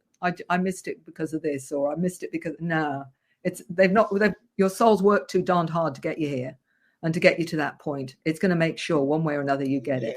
And you're not going to like it very well. The more intervention there is when that world smacks it right back in your face, because you know you're going there. You know, it's just like, oh Yes. boy, you don't make those changes for yourself. It's going to happen and you're not going to like how it happens. So do you think people who kind of choose to navigate through that or face some of that, like I'm thinking about now, like I've been smacked by that a few times and I feel like poosh, you know, but it's something I always felt like a change that needed to happen. It just finally broke. It was that straw that broke the camel's back. Yeah. And for some people, it will be very dramatic because their soul has needed that to be part of their experience. And others, it's a process through their life, depending on your role, depending on what you're meant to do. And everyone, you know, a lot of these children coming through, they've come from other dimensions, other realities, other frequencies as well. And they're coming with their abilities and awareness to assist in that, you know, so it is multiversal almost in that sense, that we are connecting with many different galactic intelligences that are part of this huge shift that's going on this planet. And everything, of course, is involved in that. The animals, the plants, everything that is part of this consciousness is involved in this activation. And many people have noticed that, for example, that animals are becoming a lot more intelligent or appear to be a lot more conscious. More conscious, more aware of who they are. Oh, absolutely. Seeing it.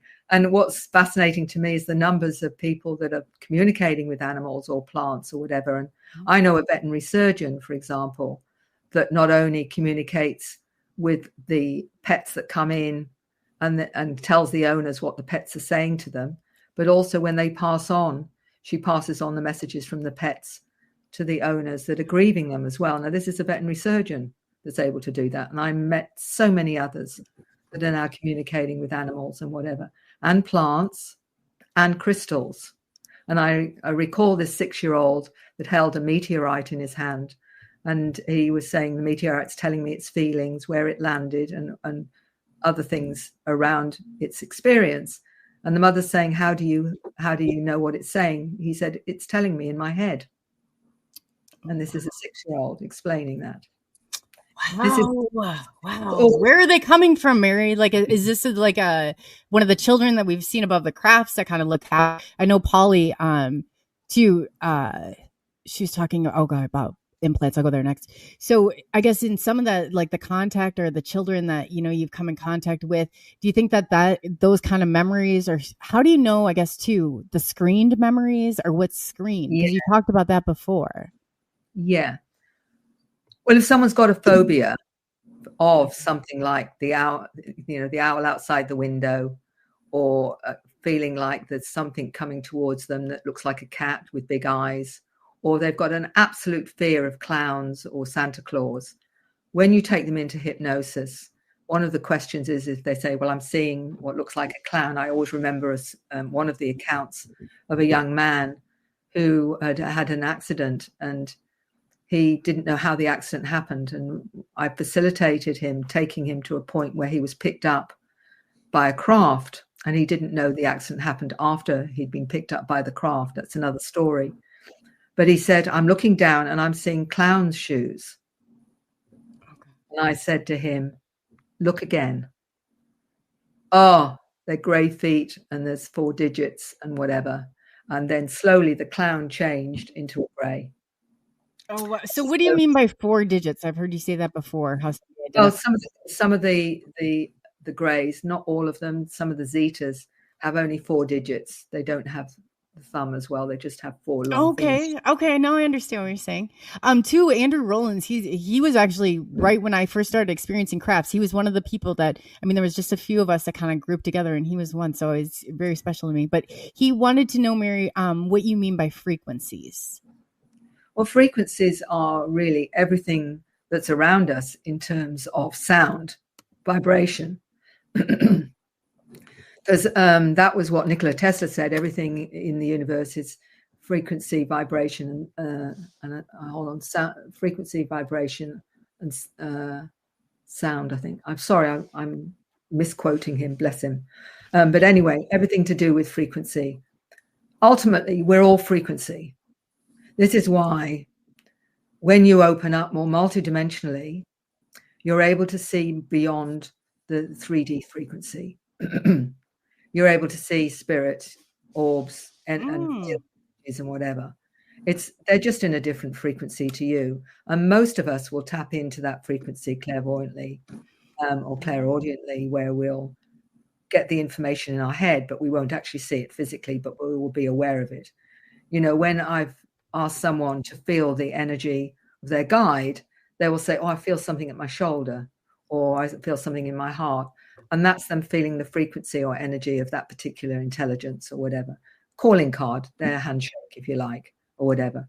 So although I can't personally see some being, I can feel their presence. I can feel that they're around just by that energy. And the more that you work with that, the more information that you will get, as you well know as a medium yourself or whatever.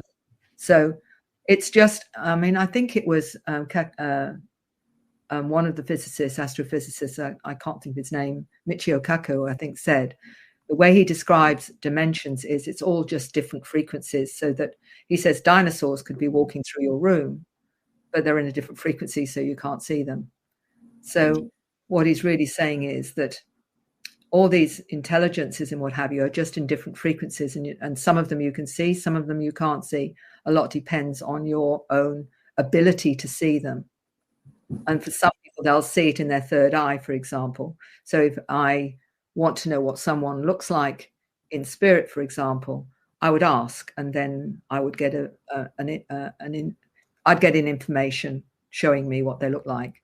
And if I wanted to know more, I'd be shown more or whatever. Everyone can do this. This is not magical. This is everybody has the capability of it. The only reason they don't think they have is because they don't think they're special enough or they're intuitive enough. Everyone is.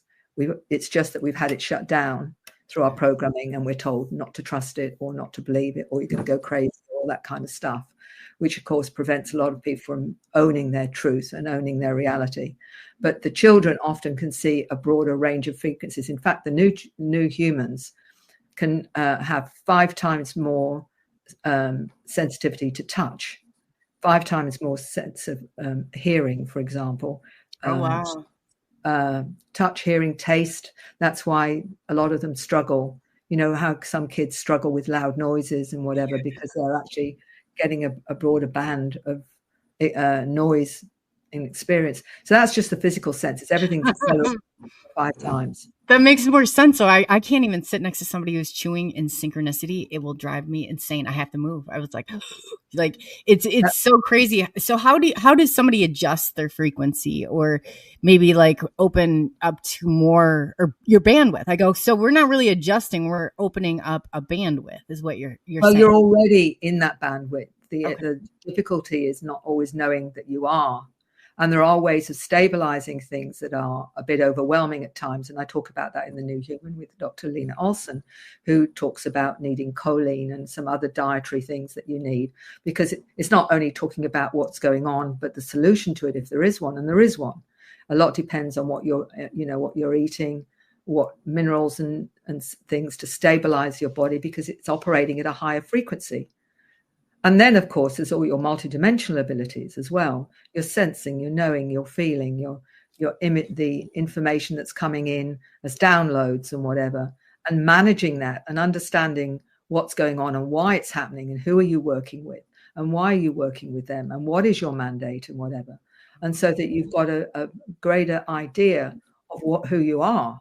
And you may, sometimes when I'll ask in some of the sessions that I do, have you got a connection to any star system? And it's a question they maybe never been asked. And when they come out, they'll actually say, yes, it's Pleiadian or it's Andromedan. And when they come out of it, why did I say that? I said, you said it because it's your truth.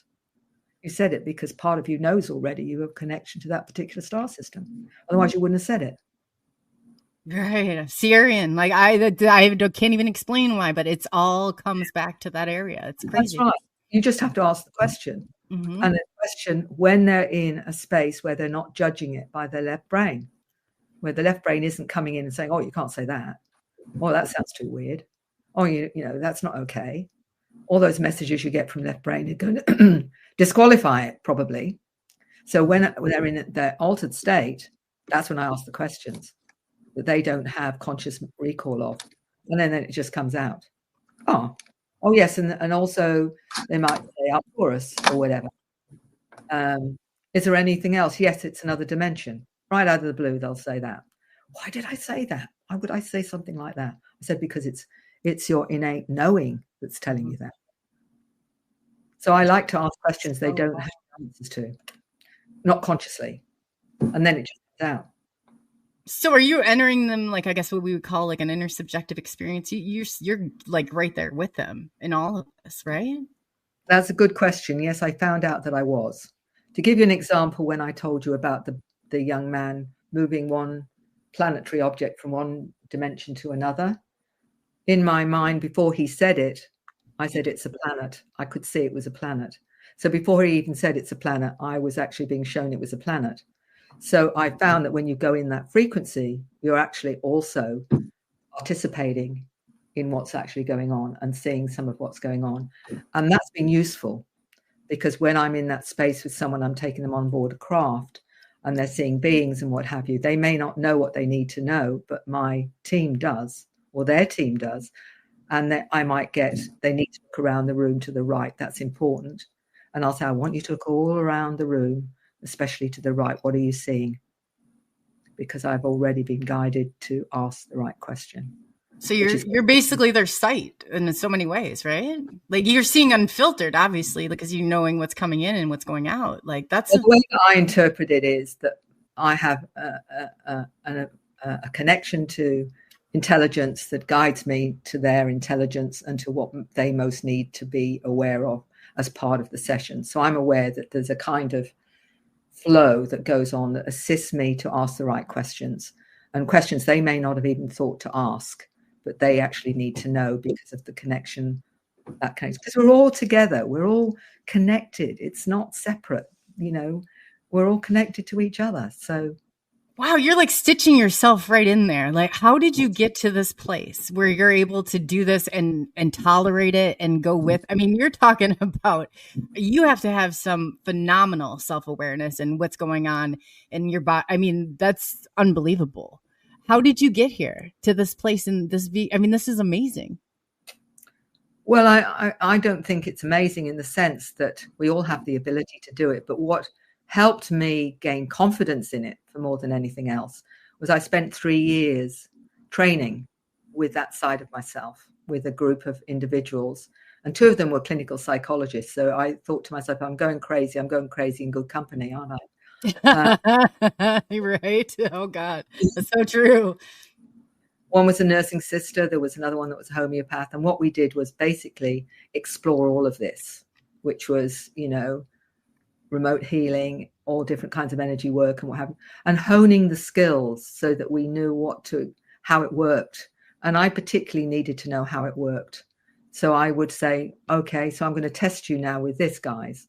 And I would test them to make sure that whatever was coming through was accurate or whatever. And then I spent 2 years training 2 other groups how to do the same thing, because everyone can learn this. They just have to want to. That's all. But it's just reminding them of what they already know, and to start trusting that inner knowing and saying, you can do this because you can, because everyone can.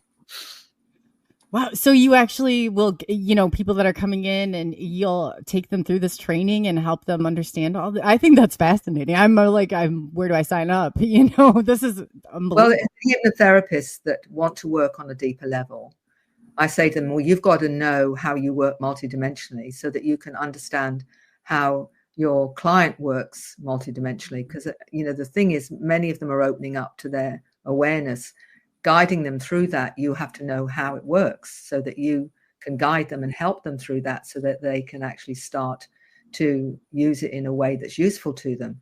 So I would make sure the hypnotherapists already know how to take people into trance, but how do you access that part of yourself to facilitate even more awareness and understanding by being on that frequency that things will come to you when you're taking somebody into that space, and you'll be shown stuff. So, and it operates really interestingly because it expands all your awareness. For example, one person said to me, I'm in a medieval town and it's really, really smelly. They were going, well, they used to throw feces and urine and on the cobblestones and whatever. Immediately I'm getting the smell. And I'm going, oh, it's pretty horrible, isn't it? Whatever. Where you're tapping into that frequency. And everyone can do this. This is not magical. This is just knowing that it's possible, because all you're needing to do is be open to accepting the data as it comes to you. That's so all you're it is. turning your senses, like you're tuning in every single sight, sound, hear, like just... Yeah. I mean, if someone comes to me, the first thing I'll say is to my team, step back, because I want to do the human thing first. So I want to actually have a chat. All right. Oh, boy. Wow. And then I'll say, okay, now what's going on? So I get the package of what is going to be the most useful to them. Okay, what's going to be the most helpful to you? What is it that you need to do to move forward?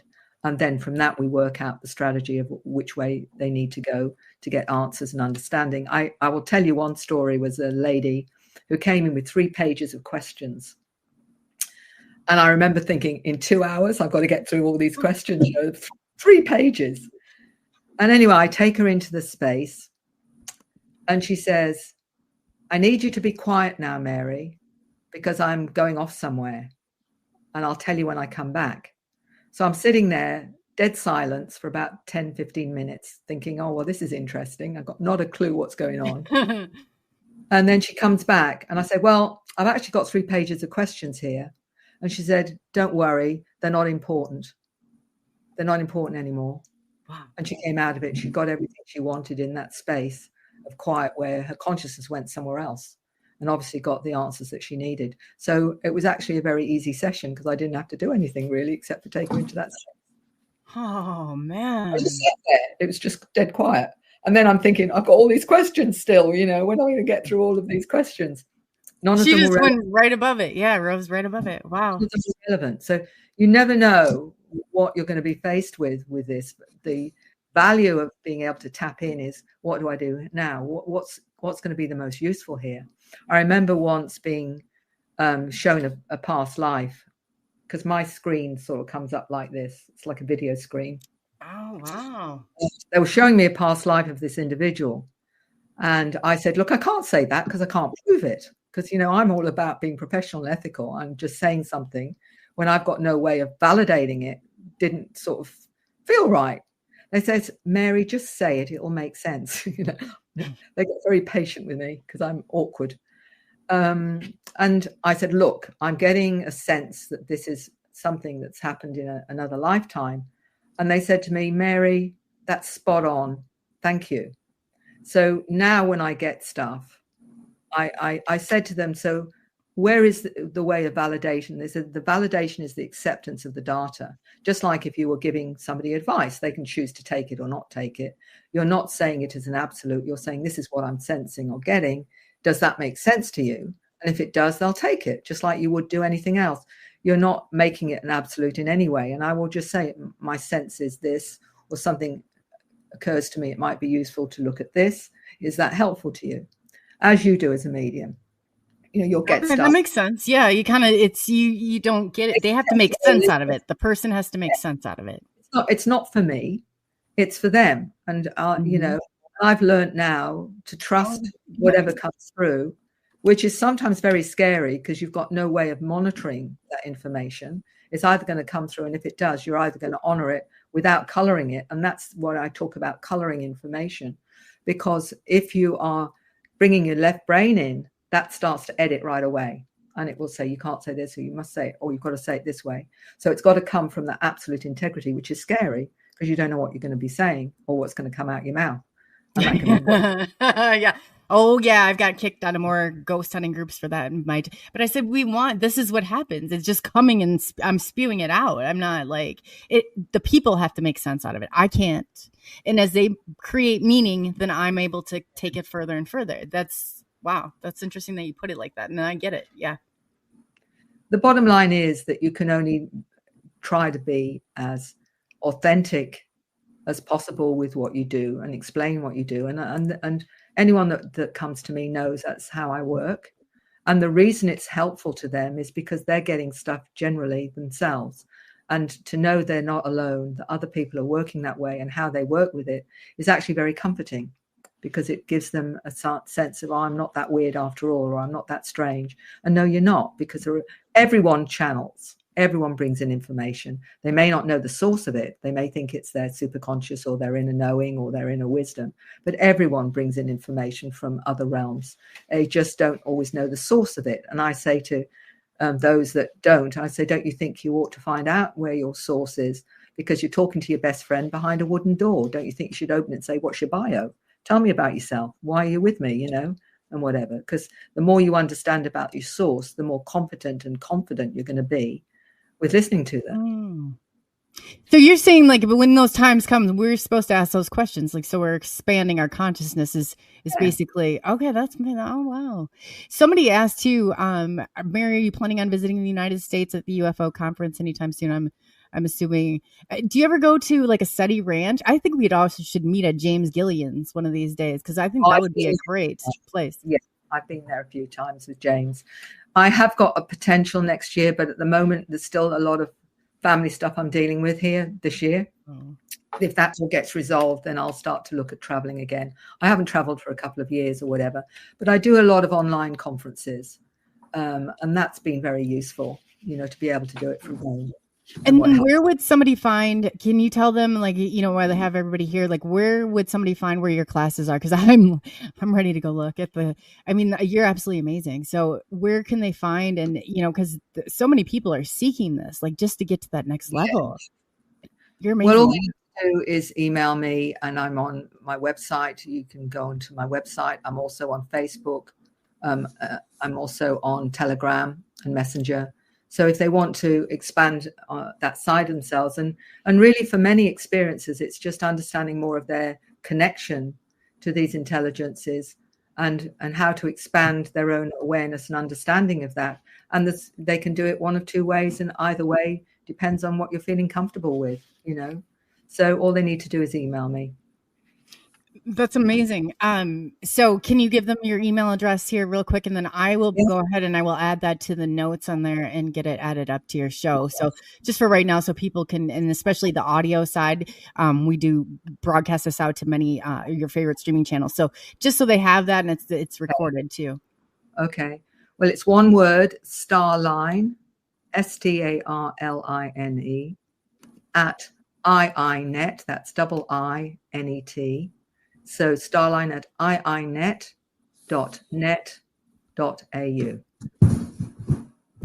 Okay. I'm going to, hopefully I get this right. So what I'm seeing is Starline, all one word, at iinet.net.au. That's correct. Okay. So I'm going to go ahead and I'm going to add that to the chats too. Yes. So I'm going to add that to the, sorry, James, you just, add that to the chat too. So yes. And two, I don't feel like we've even, gone there. Would you be willing to come back for like a part 2, on this and continue because I'm absolutely fascinated, and we could adjust the time too. I mean, I know you're tomorrow at early in the morning, but I mean, we would love to continue this further, because I just feel like we're just getting there, and it just would be amazing. Absolutely. No worries at all. We'll work something out. Great. And then I guess, we could, I could talk to you all night. In closing, until we come back for a part 2, is there something that you can leave everybody with, I guess, in helping, I guess we were talking about the sport. What's the best way to start that transition, or people that are, just a message that you want to leave the people with until next time? I think the important message is to not give up and understand that we are in transition, and it is hard at the moment, but you've all incarnated because you know it's going to work out. Otherwise you wouldn't have bothered. So trust in yourself more than anything, and trust that we are in process, and there are going to be some amazing things, I believe, going to happen on this planet, and we've all chosen to be here. So trust in that and be ready. Yes, ready, willing, and able to go. And Don't let that fear hold you back. You got to go through. I guess people who are going through that transition and eating a lot of these memory, and just really releasing them, the stages that they go through. Is there any helpful, ways that you find it's comforting, or kind of coming to terms with some of this, or a different perspective? I guess you could leave them with also. Well, the strategies really are being in as much as possible in environments that are healthy for you, to go into the countryside if you can, ground yourself as much. Grounding is really important right now, because as you're opening up multidimensionally, you have to be more grounded, not less. So that's really important. And to eat the foods that are good for you as much as possible, and much as you can manage. And just generally taking care of yourself, not just those around you, but taking care of yourself. You got to take care of yourself first, or you can't take care of other people. That's so true. Everybody in the audience has said, thank you so much, Mary. You've really, I'm not a real emotional shifting person. I was in tears at one point. So I'm like, wow, you're good. Yeah. So I just want to thank you again for coming on and really, you've really helped. I feel like I have a totally different awareness that I can go out there with. So I really appreciate all your work that you've done, and you have our deepest respects. If we can ever help you, if you ever need anything, you just reach right out. And I'd be more than willing to do what I can, because you're an amazing person. I love to see you here and at the conferences, and, everybody, we need to talk about Marys. We need to talk about the people like this, because these are the authentic and genuine people that are going to help us get to that next level. Like this is not, you can't even begin to make this, or shift this out of she's right there in the moment. So yes, again, Mary, thank you so much. And we're going to see you again soon. You've been a pleasure. You really have. I just really appreciate all you're doing. And we're right there behind you, supporting your efforts. So thank you. Thank you again, Carly. Really, you're just an angel. Wow. James, what do you think? I'm sorry. I probably was blabbing a lot. I don't know if, thank you for running. I saw the chat. I was like, yes, thank you so much. But Mary, isn't she just phenomenal? What did you think? How do you feel after hearing all that? Yeah, Mary gives a lot of good information out to everybody. And a lot of the stuff that she was saying just resonated with me. It's like, oh yeah, I understand that. Oh, that's happened to me before. Oh, my whole body is shuddered. Oh, now that makes more sense. And I actually learned things from listening to Mary. And I consider myself pretty tuned in, but no, I'm the student tonight. It was definitely a great pleasure to listen to her. And I'm really excited to have her back. I know. I could listen to her all day long, and just fascinating how she got there. Like she's on her level of awareness. Like she is must be like so acutely tuned in. It's just phenomenal to get to that point and just be that aware and that conscious, like through everything, is amazing. Yeah, that'd be great, because I went to a hypnotherapist, a regression person, and he just said, okay, give me 25 questions that you want me to ask, and then I have questions that I want to ask. Well, it was only an hour long, but I learned a lot from it, but I would sure like to have Mary sit down and I know. Make sense out of all this stuff. Oh gosh, I feel like you'd go to a totally different plane with that. I mean, that's a wild ride. That's exciting, amazing, and everything all at once. I can't wait to continue this journey with her. She's so amazing. Oh yeah. I'm just excited. I would love to take an online class with her. So yeah, I'll have to look. Me too. Yes, I know. Yeah. Oh my gosh, I can't even. Oh man. That's amazing. James too. And everybody who doesn't know James Kelly is my brother from another mother. We are the Star siblings here. So you want to tell them, James, who you are, where they can find you, and how they locate your book and stuff, so we can, people can kind of become more familiar with you. You're amazing. Yeah, sure. Yeah. I'm James Kelly. I grew up in American Fork, Utah. I've been an experiencer since I was 6 years old, when I was received by the Arcturians and found out I was a star seed sent with a message of love and acceptance and trying to help others on this earth to get to the next level.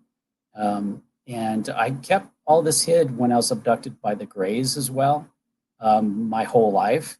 And I've kept it inside. Not even my wife knew for 30 years of our marriage until last year. So I decided to write a book, Lone Believer, which goes through the time I was age 6 all the way to the present day and explains everything that's happened to me and how I got through it on the other end. So if anyone is interested in that book, you can actually look for it on Amazon. Just look under James Kelly's books and it'll come up as Lone Believer. Or you can go to my website for my author's page. That's author James Kelly's books.com, and that will be able to, you'll be able to click the link there and it'll take you back into Amazon either way. Would you be able to type that in the chat just so I have it and I can grab it and throw it in there Yeah, so let everybody me knows? So, go. but yeah, I would love for, I mean, you guys, James he's got such amazing abilities too. It's just, I absolutely, experiencers have a special place in my heart. Like, it's just obviously, but wow, that's awesome. And then 2, we are going to be kicking off season 2 starting August 1st. We got Daryl Denton coming up, who is your Tennessee Bigfoot guy, and some really exciting people that James, Peter we have, and then we're going to have Mary back. So we got some exciting stuff coming up, so stay tuned and we'll try and keep you as best in the loop as we can. And if you have evidence or compelling things that you want to bring forward, and, like I said, in the guest or anything like that, please, we would be more than happy to get that information out there. It's authentic and genuine and definitely, so many people are so passionate about what they do and they have such a niche that I want to try and get, pieces of that out so everybody can kind of connect to this one way or another. But yes, in closing, James, you want to leave the people with anything? Yeah, in closing, I have a Facebook page that is Lone Believers, and I post every day. I post very spiritual thoughts, downloaded thoughts from the masters and from the beings. And so if you ever have a chance, I think Chloe has that link that she can send to you on Facebook. Yeah, or you can go into our groups. If you're on Facebook, go into the SNX radio group and I'll have him drop it in there. And at the STARS T.A.R, the experiences group, we can drop it in there. James, I'll get you set up there so you have moderation abilities and you can put those links in there for the people and we'll make sure that they get out so they can check out your stuff and we can I'm going to keep tabs. I probably did, but I just lost that awareness. So yes, please post those in there and we'll get those all up. And I'll also add them into, if you're listening to this on the live streaming side, we'll try and get all those added into the comments section and updated. So you can contact Mary, you can contact James, you can, we can get you all connected because it's all about connections, definitely. So in saying that, did you want to leave us some wise words of wisdom? Wise? Yeah. I don't know. Just remember, we're all on the same journey and we need to connect with one another as a family to stay on that journey. Remember, we're all beings of light. We all have the potential of being beings of light and being perfect. And so absolutely, yes, please reach out to anybody and remember, you're not crazy. No. It doesn't even matter if the state deems you that way. They don't believe that. You're only gifted, and that's why you're special.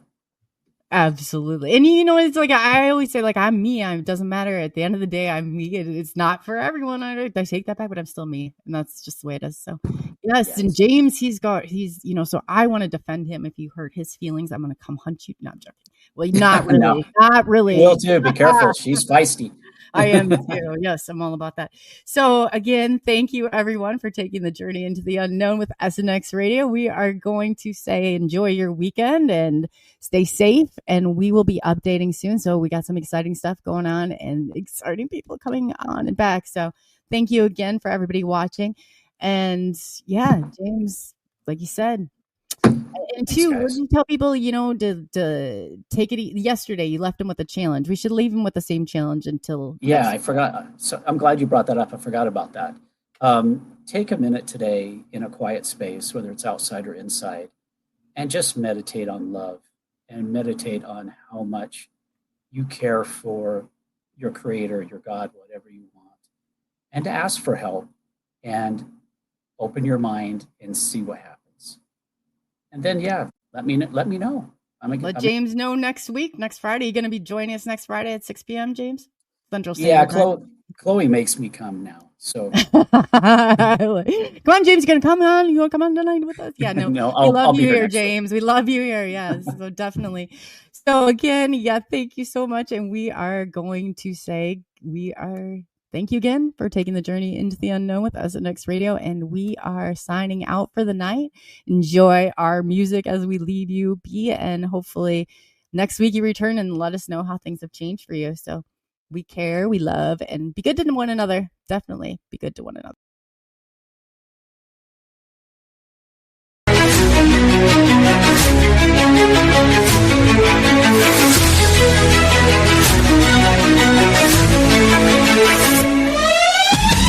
Unraveling the mystery, secrets in the night. We travel through the cosmos, ready for the flight.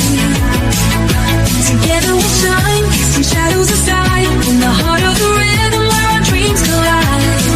Join the submission, next quest, the truth is our guide. In the vast expanse, it's where we reside. Hands up to the sky, let the bass ignite. Feel the grooves around us, everything's alright. From this combination heights quest, the truth is our guide. In the vast expanse, it's where we reside. Hands up to the sky, let the bass ignite. Feel the grooves around us, everything's alright. Listen, Next Radio, let the truth ignite. Together we'll shine, bring shadows to light. In this cosmic dance, we're connecting the dots. Tune into the frequency, let's explore the spots. Heavy bass drops with tight beats. Illuminate the shadows, the echo of our call. On this roller we will never fall.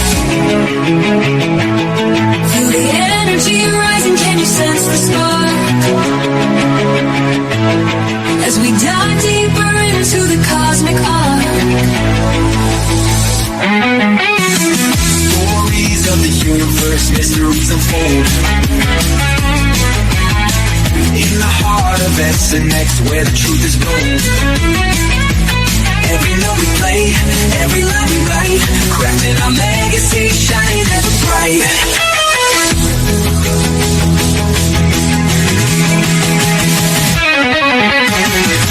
Next Radio, let the truth ignite. Together we'll shine, bringing shadows to light. In this cosmic dance, we're connecting the dots. Tune into the frequency, let's explore the spot. Here in the spotlight, we're taking our turn. With the fire in our hearts, let the passion burn. As the next radio's call, ringing through the air. Together we rise, together we dare. So join us now, let the rhythm flow. With SNX Radio, we're ready to go. Unraveling the mystery side by side, we stand hand in hand. In this dance of truth, let the story expand.